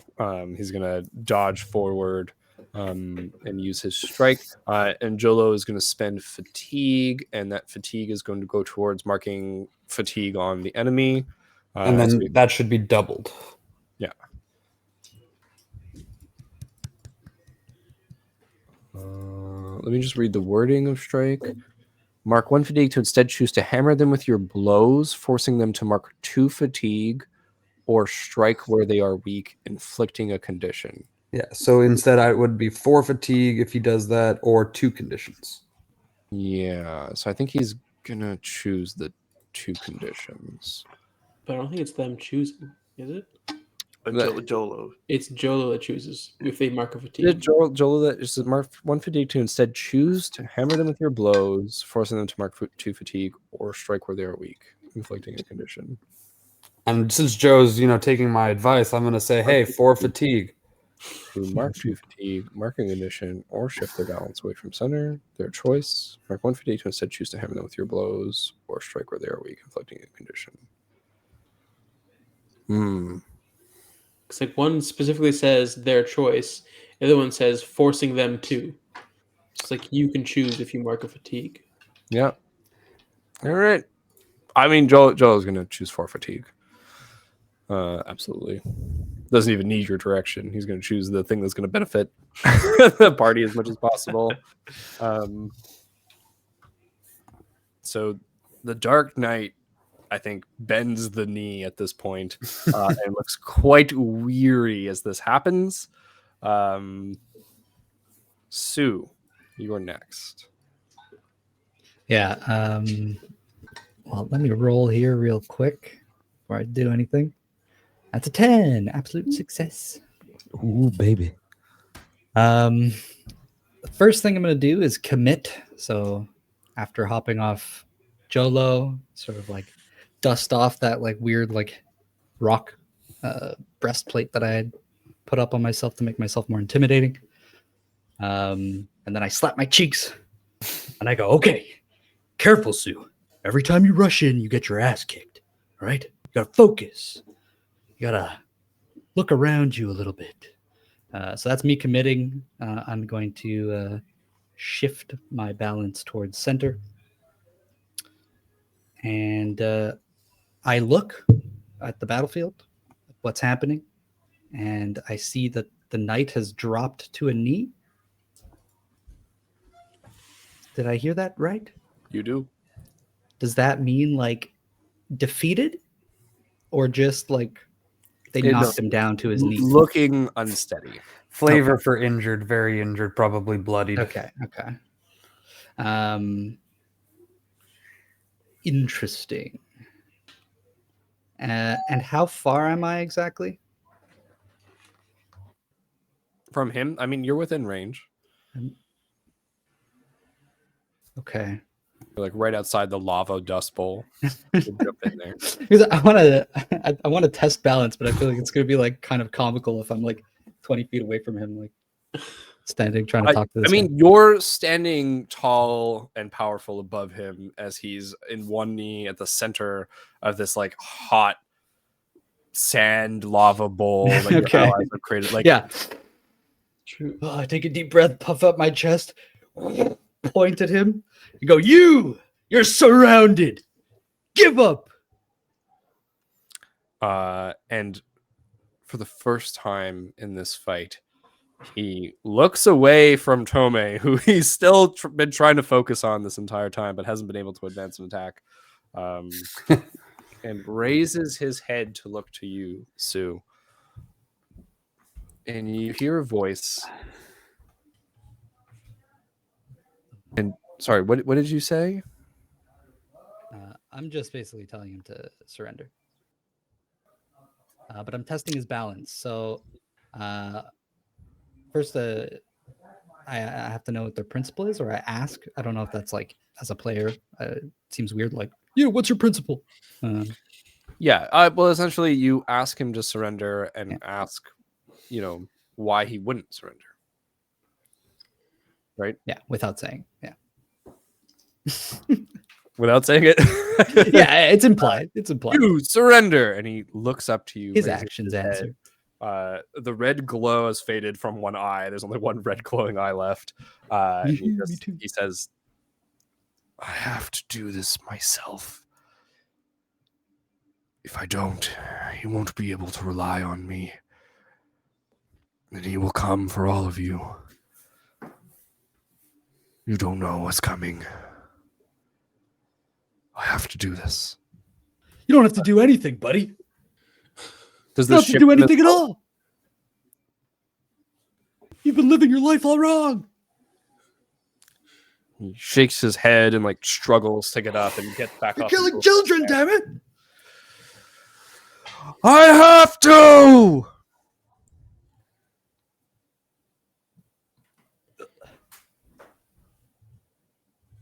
Do you shift his balance when you do this, or does it the first time you do this it just points out his principle?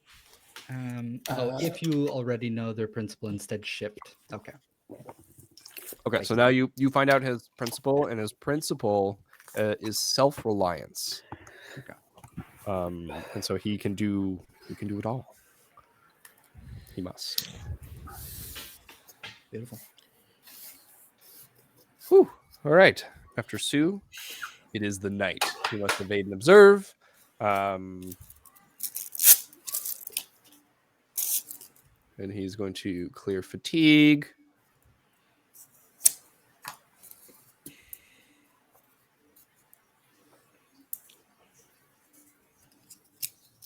He's not going to test balance, though. Give me 1 second. Sorry, I just have to check his technique. Check his technique. Don't sweat the technique. I'm not afraid. All right. He is going to bolster or hinder, essentially, aid or impede a nearby character inflicting appropriate status. But instead of inflicting an appropriate status, he's going to essentially raise up the crystal sword to me! And a bunch of ninjas are going to flock in towards the battle to aid him in the next exchanges because he's getting overwhelmed and the action economy is in shambles. And then he has another... He has another 3 evade and observe techniques he can do. And he's going to essentially cause the crystal sword to extend like a beacon and summon another group of ninjas and another group of ninjas and another group of ninjas. And so you guys are now facing 4 battalions of ninja as well as the Dark Knight. Cool. No, Damn. not cool. It's not cool at all. It's not cool at all. Sorry. Nope, that's the wrong one. All right, so everyone take pressure and take out all the moves that he can do. Yeah, don't let him do anything. Don't let him do anything. This guy's fuck. Okay, hold on. I have to. add a few more. I have the stat block here for the ninjas, but I have to add a couple of extra ones. So give me 1 minute as I do this. You can all discuss amongst yourselves, but there is not time to have a full conversation.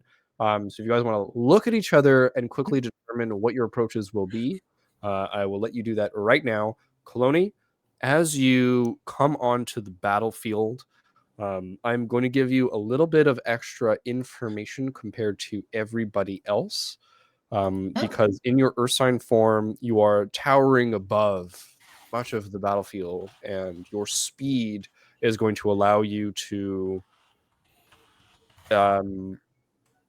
essentially seize a position for free. That's You can amazing because yes. Yeah, so you can go to one place in the battlefield essentially as you jump out of the Spirit Council area. So it's like you come out like from the top of the tree, and then you're able to jump down Ursine form and to the place that you want within the battle. Give me 1 second. There's 1, 2, 3, 4. Oh, I could have just. Oh, I'm dumb. I could have created all 4 at once. Still learning things about this dashboard, guys. And honestly, this is the best dashboard ever. I'm going to plug it a million times. This is avatar-legends.beyondlegend.games. Whoever is making this is God tier. You definitely should go support them on Patreon. They only have a couple of supporters, and they deserve more. And we can't afford it because we're broke DMs, unfortunately. Okay, cool. I've created everything that I need to create. Kaloni, I'm going to focus on you. You see the battlefield for what it is with your spirit eyes and the leverage that you have.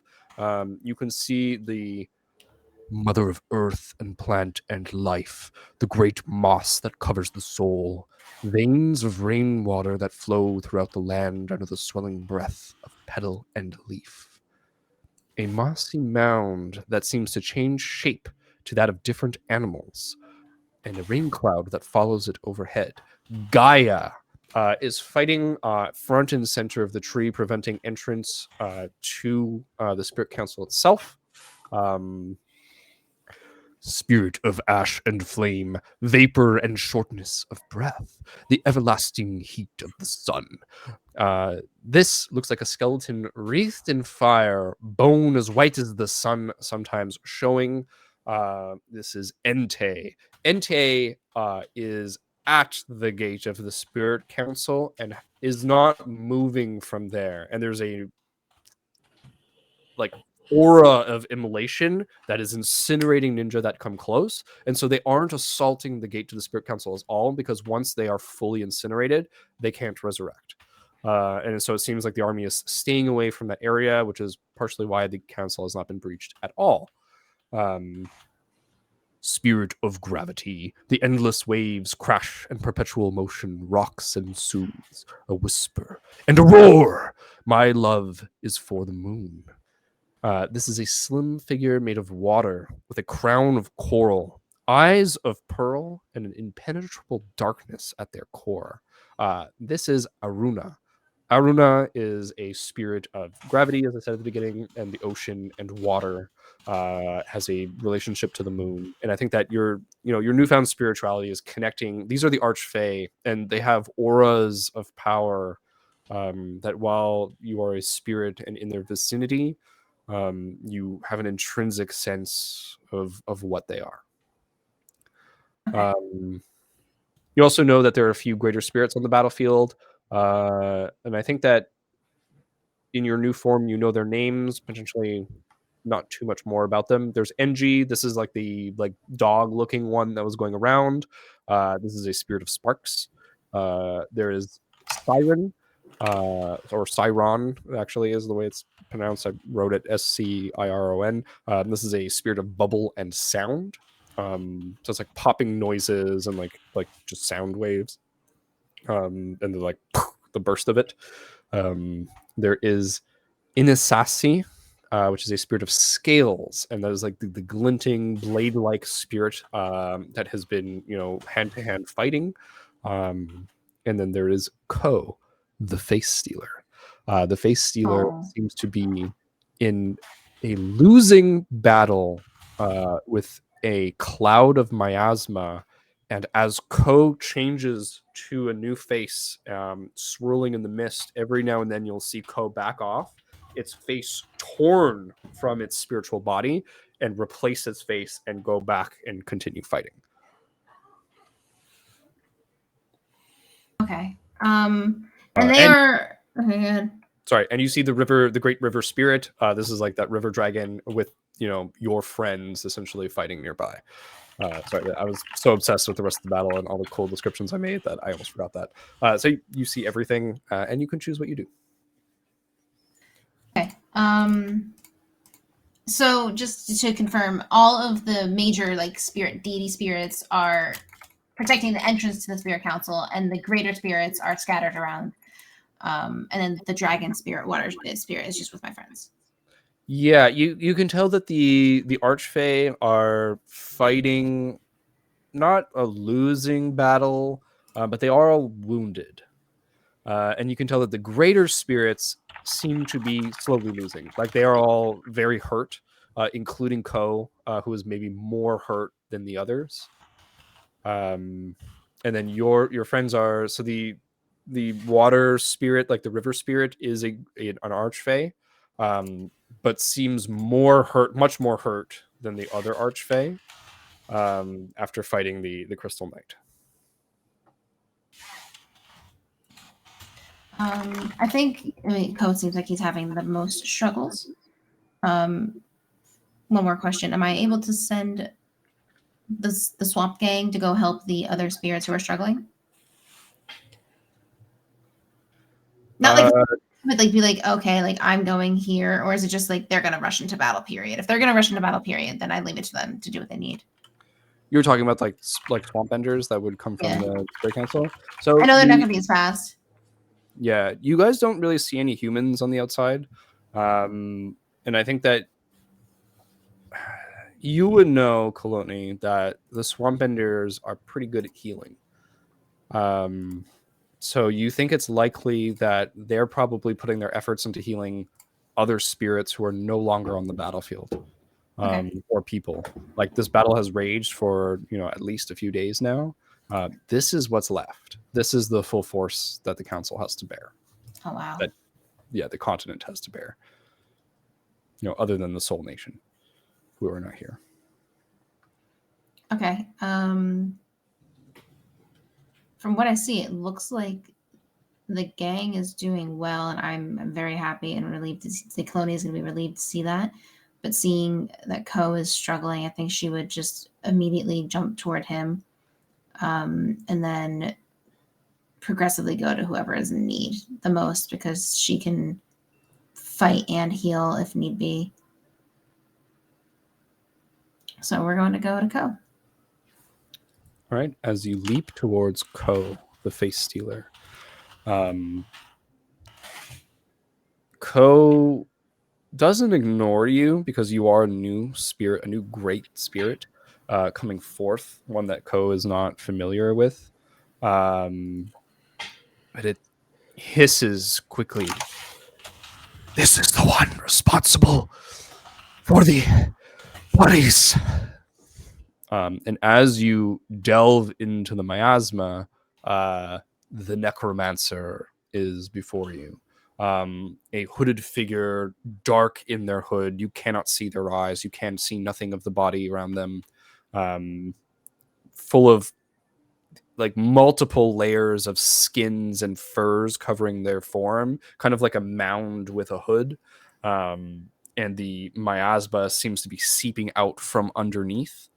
And it is dancing and moving, flowing around in the mist. And every once in a while, an arm will reach out with these skeletally long fingers with long, sharp, pointed nails. And it will make a motion, and you essentially see it rip the face off of Ko, stealing his spirit energy and taking it into himself. Okay. I'm just gonna move with that. I don't know if I would say warning or just with the knowledge and information given to me. I think I'm just gonna jump in and attack, try and assist my fellow spirit in a way. Well, we're going to start the next exchange. Leaping into battle. Give me 1 second. I've initiated. Everybody can lock in. I'm going to lock in my NPCs. Oh, can I lock it now? Okay. Lock in. One moment, I apologize. Sorry, for the Dark Knight, did anybody pressure him? Did you guys pressure him twice? Yeah. So he can only evade and observe again? Yep. Which is actually really powerful, apparently. Oh, there we go. Fuck. Yeah. At the end of the last exchange, if no one attacked me, I could inflict 2 fatigue on 3 enemies, and no one hit me, right? No one hit you. He was Hit prevented. 2 fatigue. Sorry. So I guess the there's 6 ninjas. You said. There are 4 swarms that have come in towards you guys total. Or you can just So you can concentrate on the deal- Dark Knight. On the knight, yeah. Well, yeah. I'll hit 1 towards the knight, and then it says 3 enemies, so 2 like swarms, I guess, or Okay. yeah. They inflict 2 fatigue. All right. You inflict a bunch of fatigue on the swarms as they pull in and start charging towards you guys. Literally 1, 2, 3, 4, 5 times 3, that's 15, 30, 60 ninjas come swarming towards 60 ninjas come swarming towards you guys. And the knight got up from 1 knee. As you swipe at him again, it's like he seems to take a little bit more damage. And there's a chuckle as he seems to start trying to recoup some strength. The ninjas need to lock in.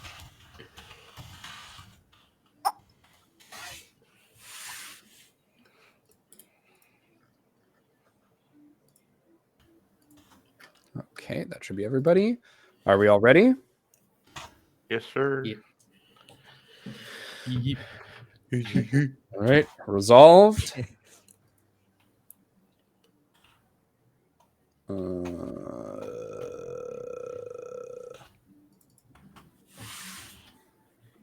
Whoops.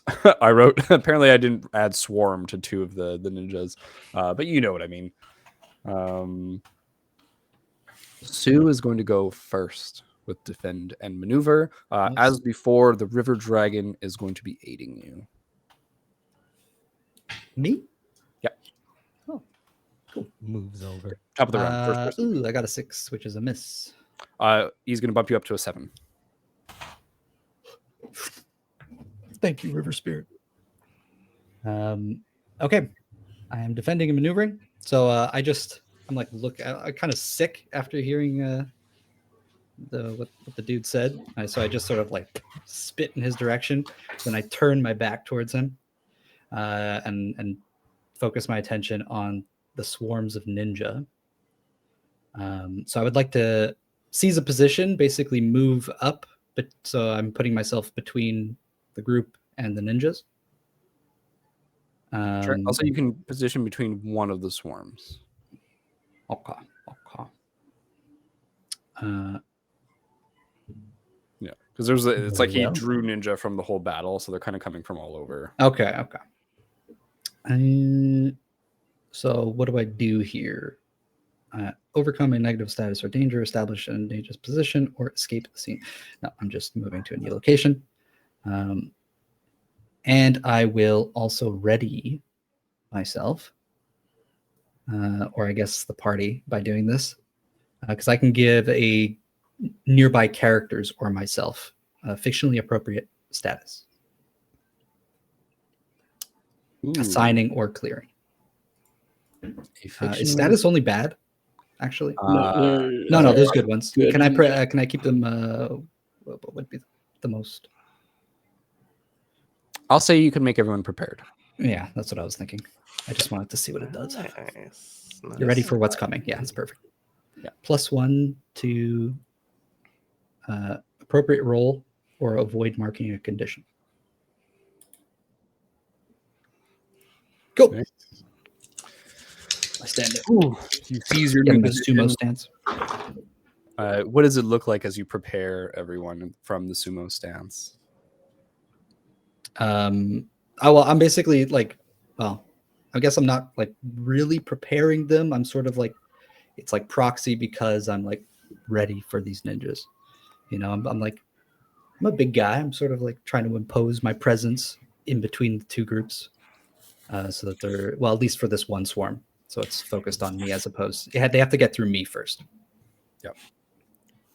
All right. Well, taking that heat away and taking on an entire swarm by yourself, you boost the morale of everyone else, and they're able to more fully focus on the fight behind you.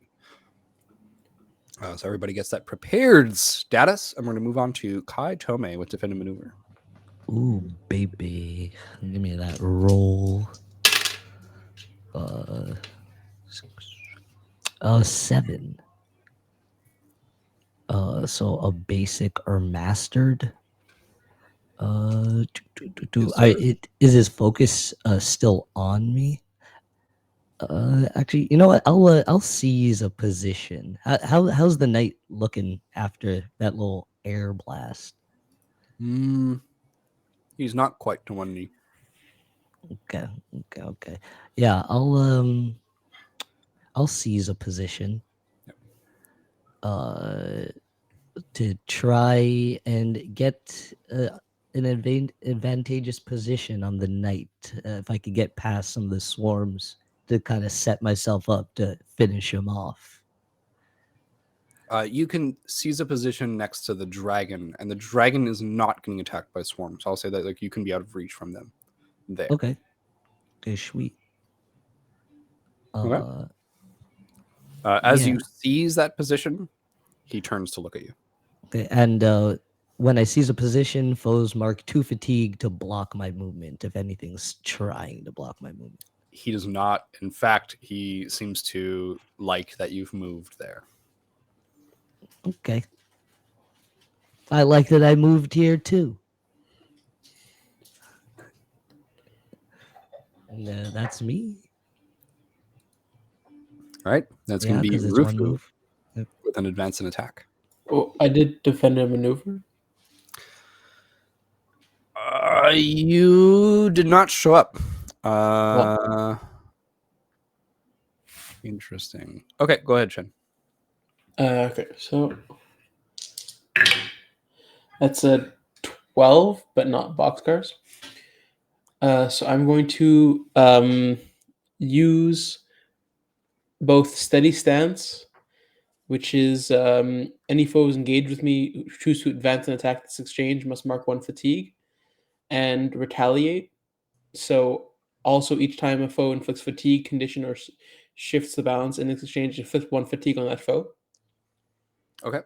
And I'm going to kind of impose myself between like as many enemy as possible and the rest of the party. Absolutely. One of the swarms is not engaged with you because they're engaged with Sue.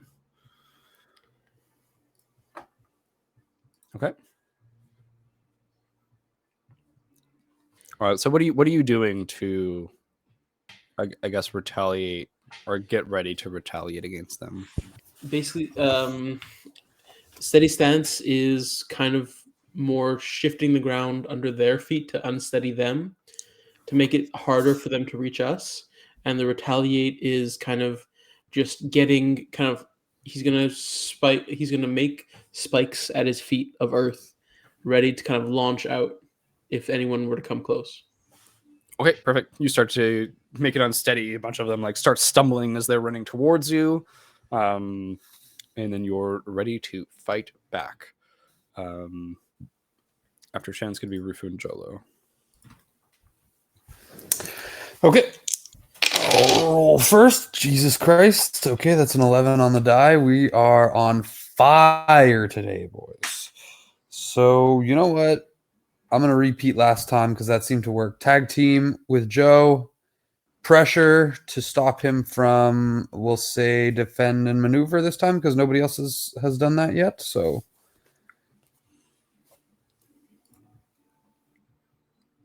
Absolutely. And Joe is going to try and deal fatigue to the Crystal Knight, and one of the ninja swarms is going to jump in the way. Ooh. My liege. And he takes out 4 ninjas. Bam, bam, bam, bam. But they fully block his attack against the target. Is that with the double? That's with the double. Okay. But we still apply pressure on the knight.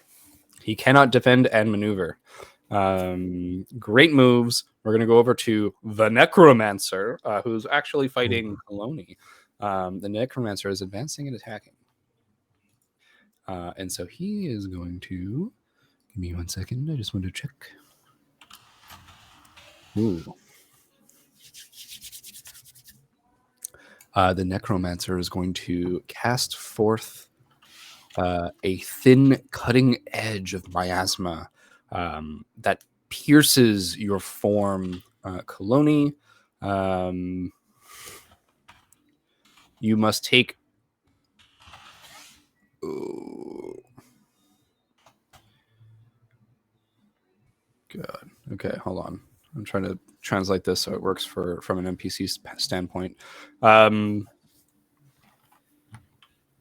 You must either avoid the blow, marking 3 fatigue, or take the hit, marking a condition, and allowing physical objects such as armor, a weapon, or item to be cut. Okay, so before I make the decision, does my transformation into a sign form reset my fatigue from earlier? Yes, you have 10 fatigue now. Okay, I'll take that. And what was the cost? You said 3? 3 to dodge, or you take a condition, and it's going to prevent you from making an attack, essentially. No, I'll take the 3 fatigue. I'm down to 7.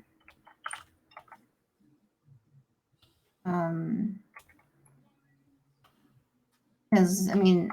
Oh, wait, here. If they have no physical objects to help absorb the blow, when they take the hit, they mark a second condition. If they avoid the blow, then treat it as if you had used smash against the environment behind and around them. Okay. So you said you avoid the blow with 3 fatigue? Yeah. Perfect. And so he's going to inflict a status on you. So he's going to impair you with the miasma. You're slowed and off balance. You can either mark 1 fatigue or take -2 to all physical actions. So I have 6 left. Yeah. Okay, cool. That was his first move. Great. Then he's going to use smash. Perfect. So he's going to mark another fatigue.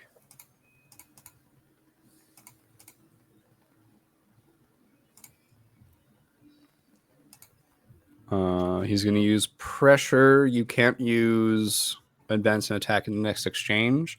And he's going to use strike and force you to mark 2 fatigue, a condition, or shift your balance from. So either 2 fatigue or a condition, or shift your balance away from center. Okay, I will shift away from center into heritage. All right, you shift towards heritage. You can't use advance and attack on the next exchange as the miasma swirls and prevents you from seeing him. And he's going to inflict a second status on you, which is going to be the...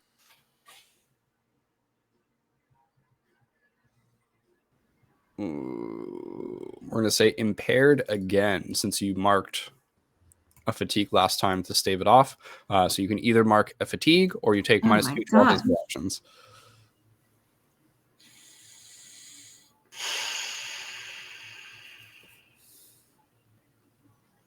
Okay, hold on 1 second. That's a lot of fatigue in like not even that many turns. 1 turn. It's fine. I'm gonna. So I'm just to make sure I have a 10 max now. Yeah. Okay, cool. So I'm gonna clear it, and I have 5 total. Okay, so you mark 1 more fatigue, and the status doesn't take hold. And that is the Necromancer's entire turn. And at this point, I would like to say the party is so lucky that the Dark Knight has not had a single advance in attack yet at all. Otherwise, I would have taken somebody out already. Got him. Right. Ninjas! Ninjas are going to take their turn. They're advancing and attacking. These are the ninjas that are going against Sue. Sue, they are going to make, oh my god, 5 attacks against you. God damn. What the hell? It's one swarm.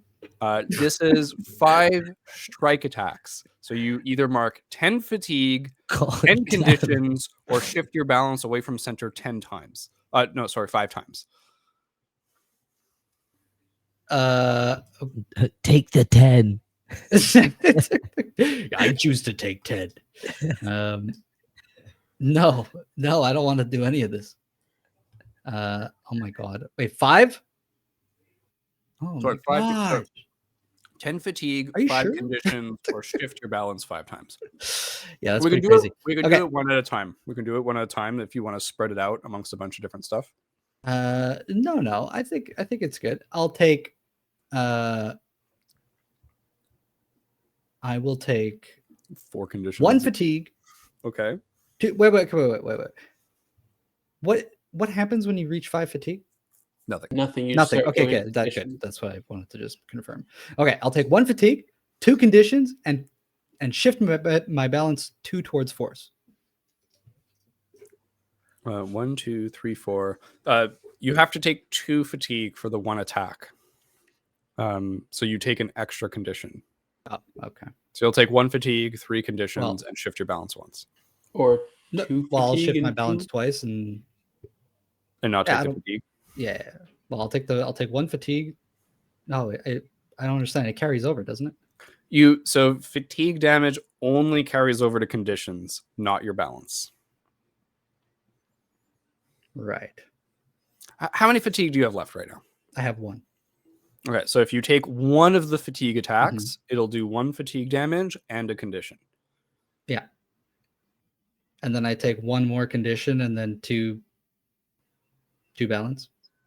I can't still do that. That's only 4 attacks. There were 5 total.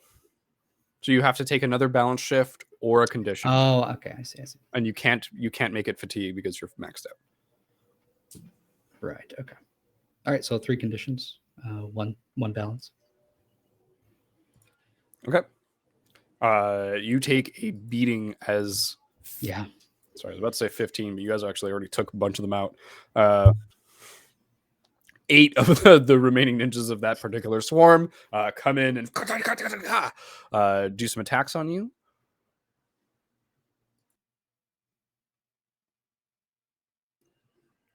Do you decide which conditions? No, you decide. Alrighty. All right, so that's the first swarm. Then we're going to have the second swarm, which is going for Shen.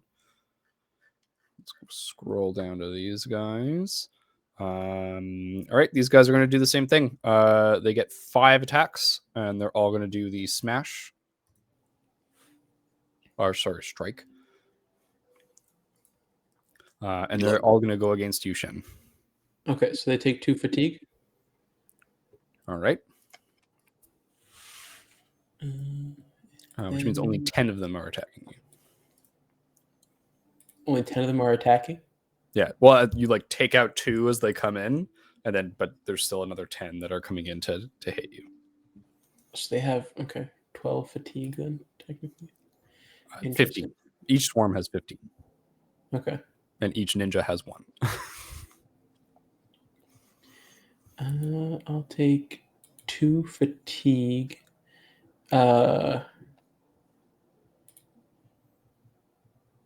and 2 balance, and then 1 condition. Okay, and then you have one more that you have to take. Okay, then 2 conditions. Yeah, so 2 fatigue, 2 conditions, 2 balance. Alrighty. Then we're going to go to the third ninja swarm. In this one, there are 14 ninjas left.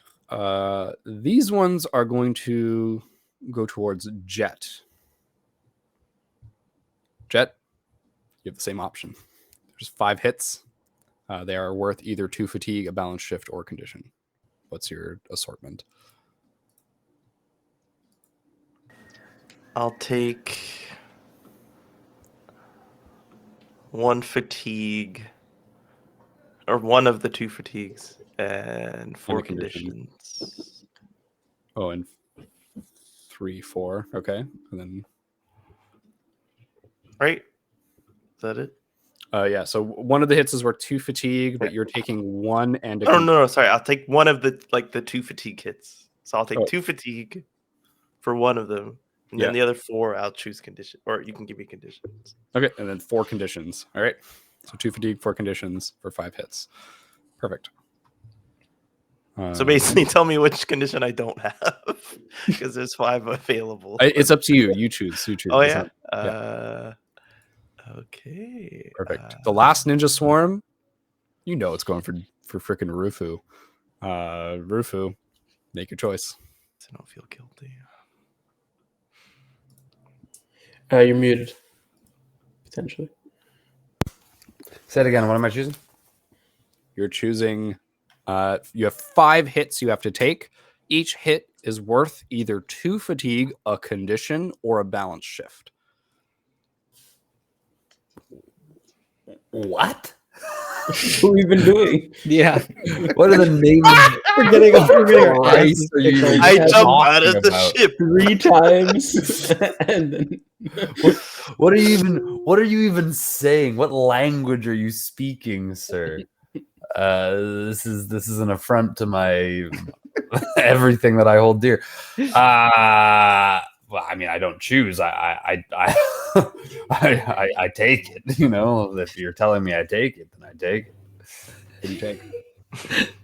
I take everything. Combination. no, but you have Well, to there's no make some- combination. I'm maxing out my fatigue, right? Like, because I haven't taken anything on fatigue, so that's 2 hits on fatigue. So I guess I have 1 left, right? Because it's so. The smackdown. Yeah. And then I'm taking 3 more conditions. These ninjas are You can stronger take than ever. you Yeah. can take a third hit on and 3 fatigue conditions. to max out your fatigue, and then take 2 conditions. So you would have 3 conditions total and 5 fatigue marked. Welcome Whoa. to the club. Why? Yeah. But how does that make sense? Because there's 5 hitting I me. So wanted if I to have be the 3 front line. conditions, Jeez. then I Everyone still got beat up. So fatigue damage It's goes over into conditions. But he's only taking 4 out of the total 5. yeah. So fatigue. I wouldn't do that, right? Like I would. And then 3 I would conditions. leave You wanna 1 take- fatigue. Yeah, exactly. Okay, so you Yeah. you leave 1 fatigue and take 3 conditions. Yeah, that would make more sense. Yeah, it's slightly more optimized. Absolutely. Not for me, but for you. Oh, no. Yeah. Not optimized to get murdered. I'll take the please. Yo, conditions are pretty like it's okay. Just So take I'm as many. afraid, I'm insecure, and I'm guilty. All right. And that that's real. That was the last of the swarms. Now it's Jet's turn. What a difference a fucking turn makes, huh? Wow, I was ready and now I'm scared. I think seeing my friends get absolutely destroyed. I'm going to use my moment of balance. I'm going to try and use my moment of balance. If I can. I don't know if I have to do it out of an exchange or not. I'll let you do it as part of the exchange. Whew. But it does end the scene, which means that Kaloni won't go. and the dark crystal. I mean, I definitely don't want the dark crystal guy to go and summon 4 more swarms of zombies. So yeah, I'm gonna do it. Kaloni, you're a big bear. You're okay, I think. You think? The pain of the world can be overwhelming, but balance brings peace. You bring everything around you to a stop. Villains, arguments, disaster, and set the world right. Tell the GM how your compassionate actions end a conflict utterly and completely. I think you know. Depending on what you say, I'll let Kaloni actually have her turn since she's further away from you. I think I put my hand on my orb, and instead of asking her to help, I just tell her, try not to kill everyone that I love. And like I already kind of like opened the gates to her before while we were fighting.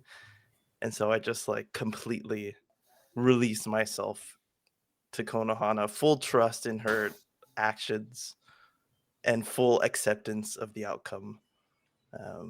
And since like, our spirits are fused, I just like maybe like shift it to where she's like in control or like the main spirit. Okay. And I just like I sit with like around the volcanoes, and I'm just there. Everything becomes still in your mind. Time slows, and you try to shift Konohana into you, hold up the sphere, and the barrier between you and her broken down means that she can finally enact force on the sphere from the outside. And it breaks.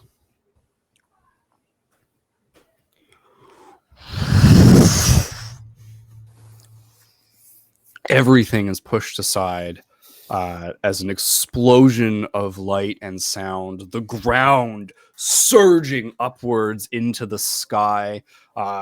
You hear like a sound from the night as the center of the volcano swallows him whole as it erupts forth, bringing with it an endless stream, seemingly, of magma as a volcanic eruption destroys the battlefield in its entirety. Each of the great spirits is able to take an action, the Archfey, because that's how fucking cool they are that they get to do that. So let me take 1 second. Gaia saves Rufu and Joa. Entei saves Su. Aruna is going to save Shen. River is going to save Tome, because you're right there. And Kaloni, you're able to, I think, in this moment, not even having had your turn in this exchange yet, grab Jet. Oh shit. As the rest of the battlefield is gone. The Spirit Council opens and allows each of these spirits to kind of go in. They have their own types of entrances as they whisk you away from the spirit volcano explosion.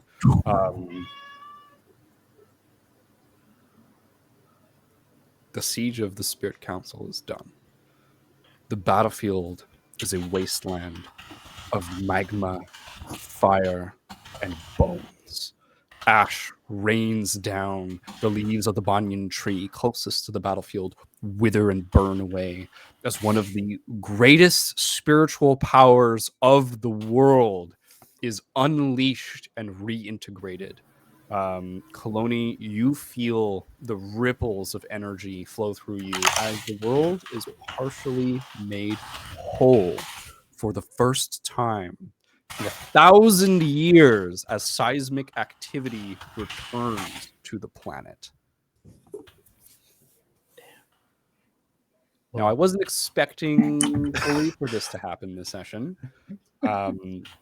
All of you are inside the Spirit Council.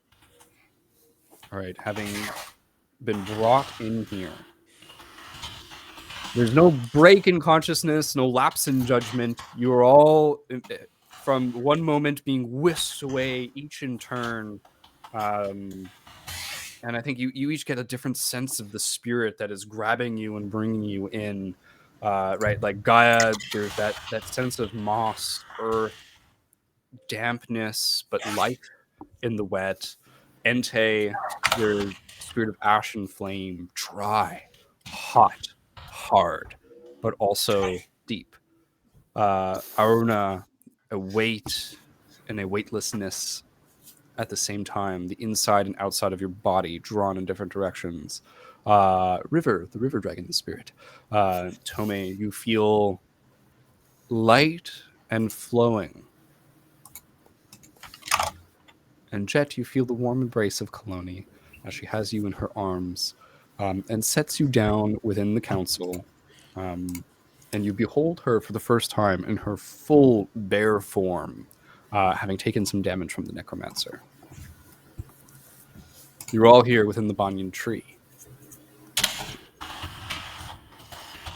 Is this heavy? What just happened? I mean, it's No, it's not. We're in the Spirit Council, and I'm still gigantic, correct? Yep. Yeah, just looking down at everyone. Me and Jolo, same size. Let's go. Wait, why does it sound like Kaloni? I think you're bigger than Jolo. Bigger than Jolo? Oh, hell yeah. I'm going to hug him. I'm going to pick him up and hug him. Just You wanna- pick up Jolo, this little dinosaur toy, and cuddle him. dinosaur toy. Here, don't squeak. Don't squeeze him. He doesn't squeak. I think he might. He seems pretty happy in your arms. He recognizes you. And just we're nuzzling, and just I'm so glad you're okay. I'm so happy you guys are all okay. What happened out there? Let me at him. Let me back at him. Let me at him. Yeah, that was a close one. Wait, I don't get it. She said I would die. Kai, as you say, that was a close one, and Jet exclaims, sorry,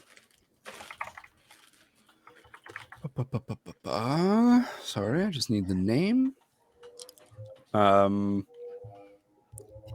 Kai Mei rushes forward and hugs Kai. And so a taller, kind of like a tall woman, palish skin, jet black hair, wearing armor in the fashion of the Soul Protectors and of the Fire Nation, comes forward and just embraces Kai. Kai, this is your mother. Yeah. I hug her back. Mother, what do you? Why aren't you back home? This is where the fight is. Yeah, it's true, but it's someone of your esteem, and I like drop back and like bow, traditional way. Here is this battle. I guess this battle is that important. It's wonderful to see you, mother. Important, like you wouldn't believe. Yeah, Kai, the Soul Isles are in peril. We can't hold out forever against this tide, against this force. We are coming to aid the council, but the dragons are tired. They've been fighting ceaselessly for over a month. surely they can't tire. Our soldiers are tired. All of our fighting forces. Yeah. I'm here to help coordinate our incoming attack as the Soul Nation seeks to rout the armies here and then hopefully secure the aid of the spirits. Well, as a proud scale of the Fire Nation, you have my strength, mother. She nods, grips your shoulder. There's also many things I must discuss with you in private.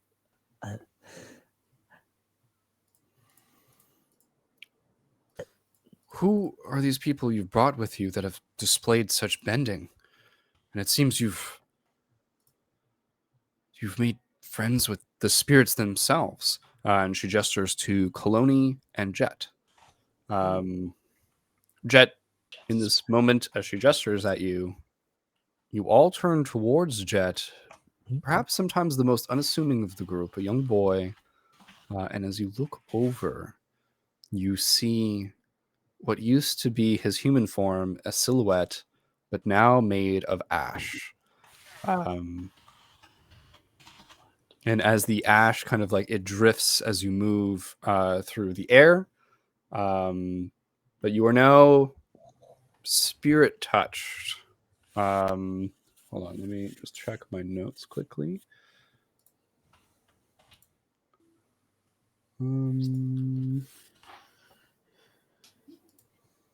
What the heck? Oh, sorry. You are cremated mortal yourself. bound.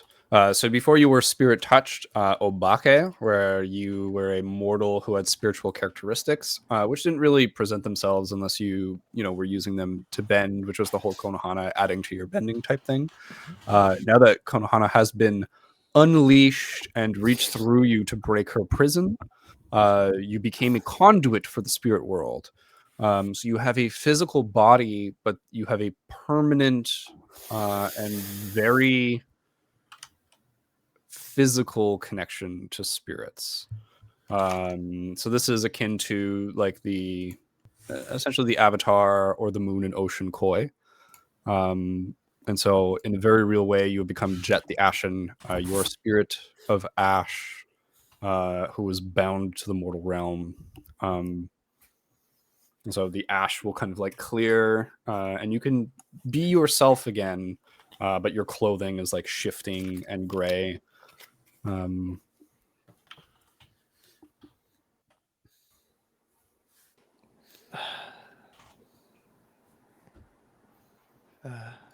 my god. Are you guys seeing this? Yeah, what's What happening? did you do? I wanna gesture toward him.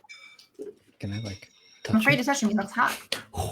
Yeah, does it just blow away when I pass my hand through? Oh, what the heck? I'm Uh, inside you. It's up to Jet. Jet, do you let it pass through you, or do you present a firm touch? Yeah, I think I Or- firmly like grasp him back. Oh, Yeah. It's still Mizu. yeah. Still feels like you. Kind of weird.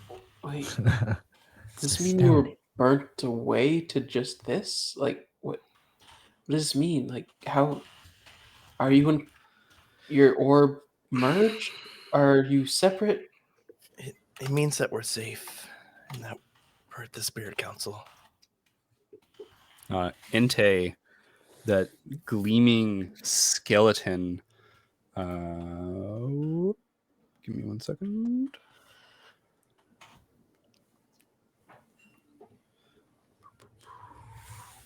Yeah, so it's a gleaming skeleton that looks like an oni, so it has bone horns coming up, but in a humanoid shape. Leans down and stares at you, and just says, "Little brother," and reaches out one hand and touches you, and you can feel like a kindness, a kind intent behind Entei, leaning down to look at you, and you embody kind of something that comes from flame, and this is the spirit of ash and flame. Essentially, now you're Kohai. That's sick. I just like blow some ash towards her. Yeah, you guys share like a swirling moment, and he kind of like reaches up, and he says, "You are an instrument. Go forth, enact your will." I think I know what I have to do. I hope you can guide me. I can only destroy. I can only do what I'm meant to. You have more agency than I do. You have more of a connection to this world. Then I'll make sure that a better world rises from the ashes. And he pulls back. The Archfey kind of like look at each other, and they all take a seat. And you guys, I think, looking around, you realize that this is the audience hall of the Spirit Council. It is a huge room. Each of these enormous spirits settles back into their niche. May is here, as well as some other lesser spirits are around. Kaloni, if you wish, I can give you their names, but you kind of intrinsically know them in your new form. They're essentially like court officials, as well as a few people. And the humans that are around are Kayane, the Sangon mystic that you guys met a long time ago. Ananta is here as well with her sky bison. Nanta! Roa. Hey, she finally got it. You see a couple of kids. They are from the orphanage. Only one kid went. Including the kid known as Bayan, who is the one who is at the air temple. The sick as- freaking kid, yeah. Oh my god. Did he make it? Is he good?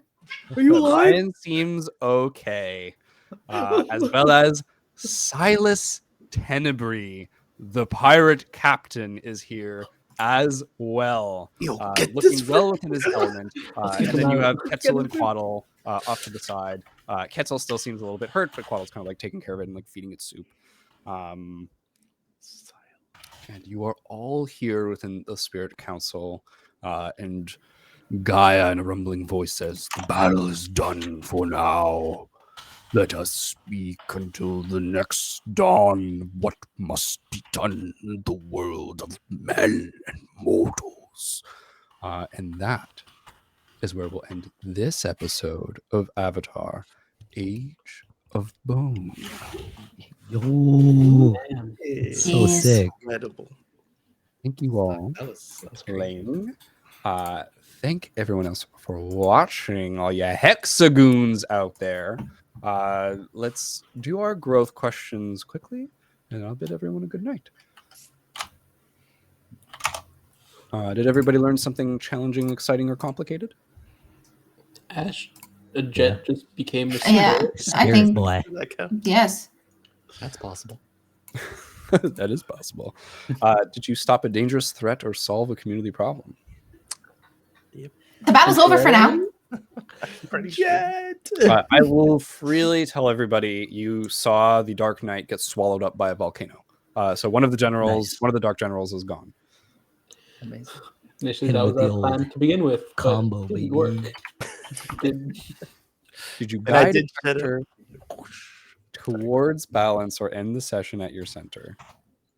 You said we all Hmm. guided. No, I didn't. We had like a That group counts, guiding yeah. thing at the beginning. Our And we group all ended. got The group pressure. end, yeah. We all Who did the guided each other. Did you all guide each other? When we did the group thing and we had 2 boxcars. Yeah, we all work together. You said it. Technically, like, You said I it. don't know. You used the words you all kind of guide and come. Okay, fine. You did it. God, Wow, you actually gave wow, me so much EXP. I'm about to throw up. Rufu, did you express vulnerability? No. Sue, did you make progress? I did. Yes, Jet? Um, Did you improve the lives of a community? I think so. Yeah. Day I to hope day. so.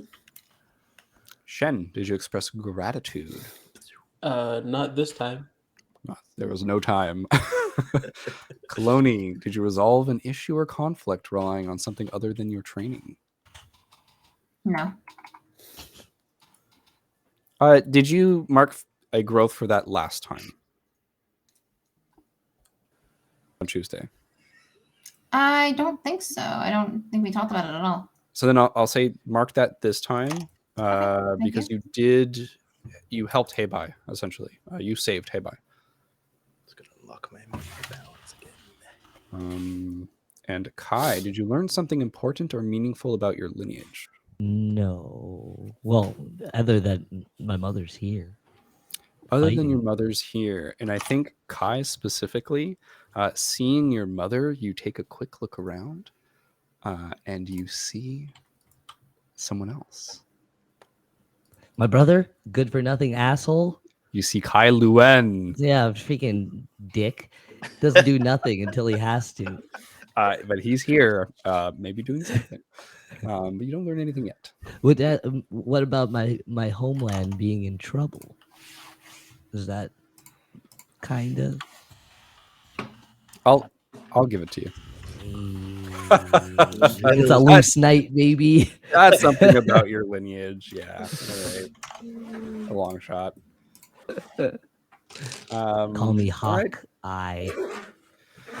Well, once again, you can find us on Twitter, YouTube, Instagram, Twitch, TikTok, and Discord at the Hexagon TTRPG. Our next session is going to be on Monday at 7:30 p.m. with me for Avatar. We are wrapping up the series, rapid fire episodes every Tuesday and Thursday until June 6th, which is our climactic finale or an epilogue. Depends on what happens in the next few episodes. We'll find out together. Thank you all. We're Hexagon. Good night. Rufu, show us your big arms.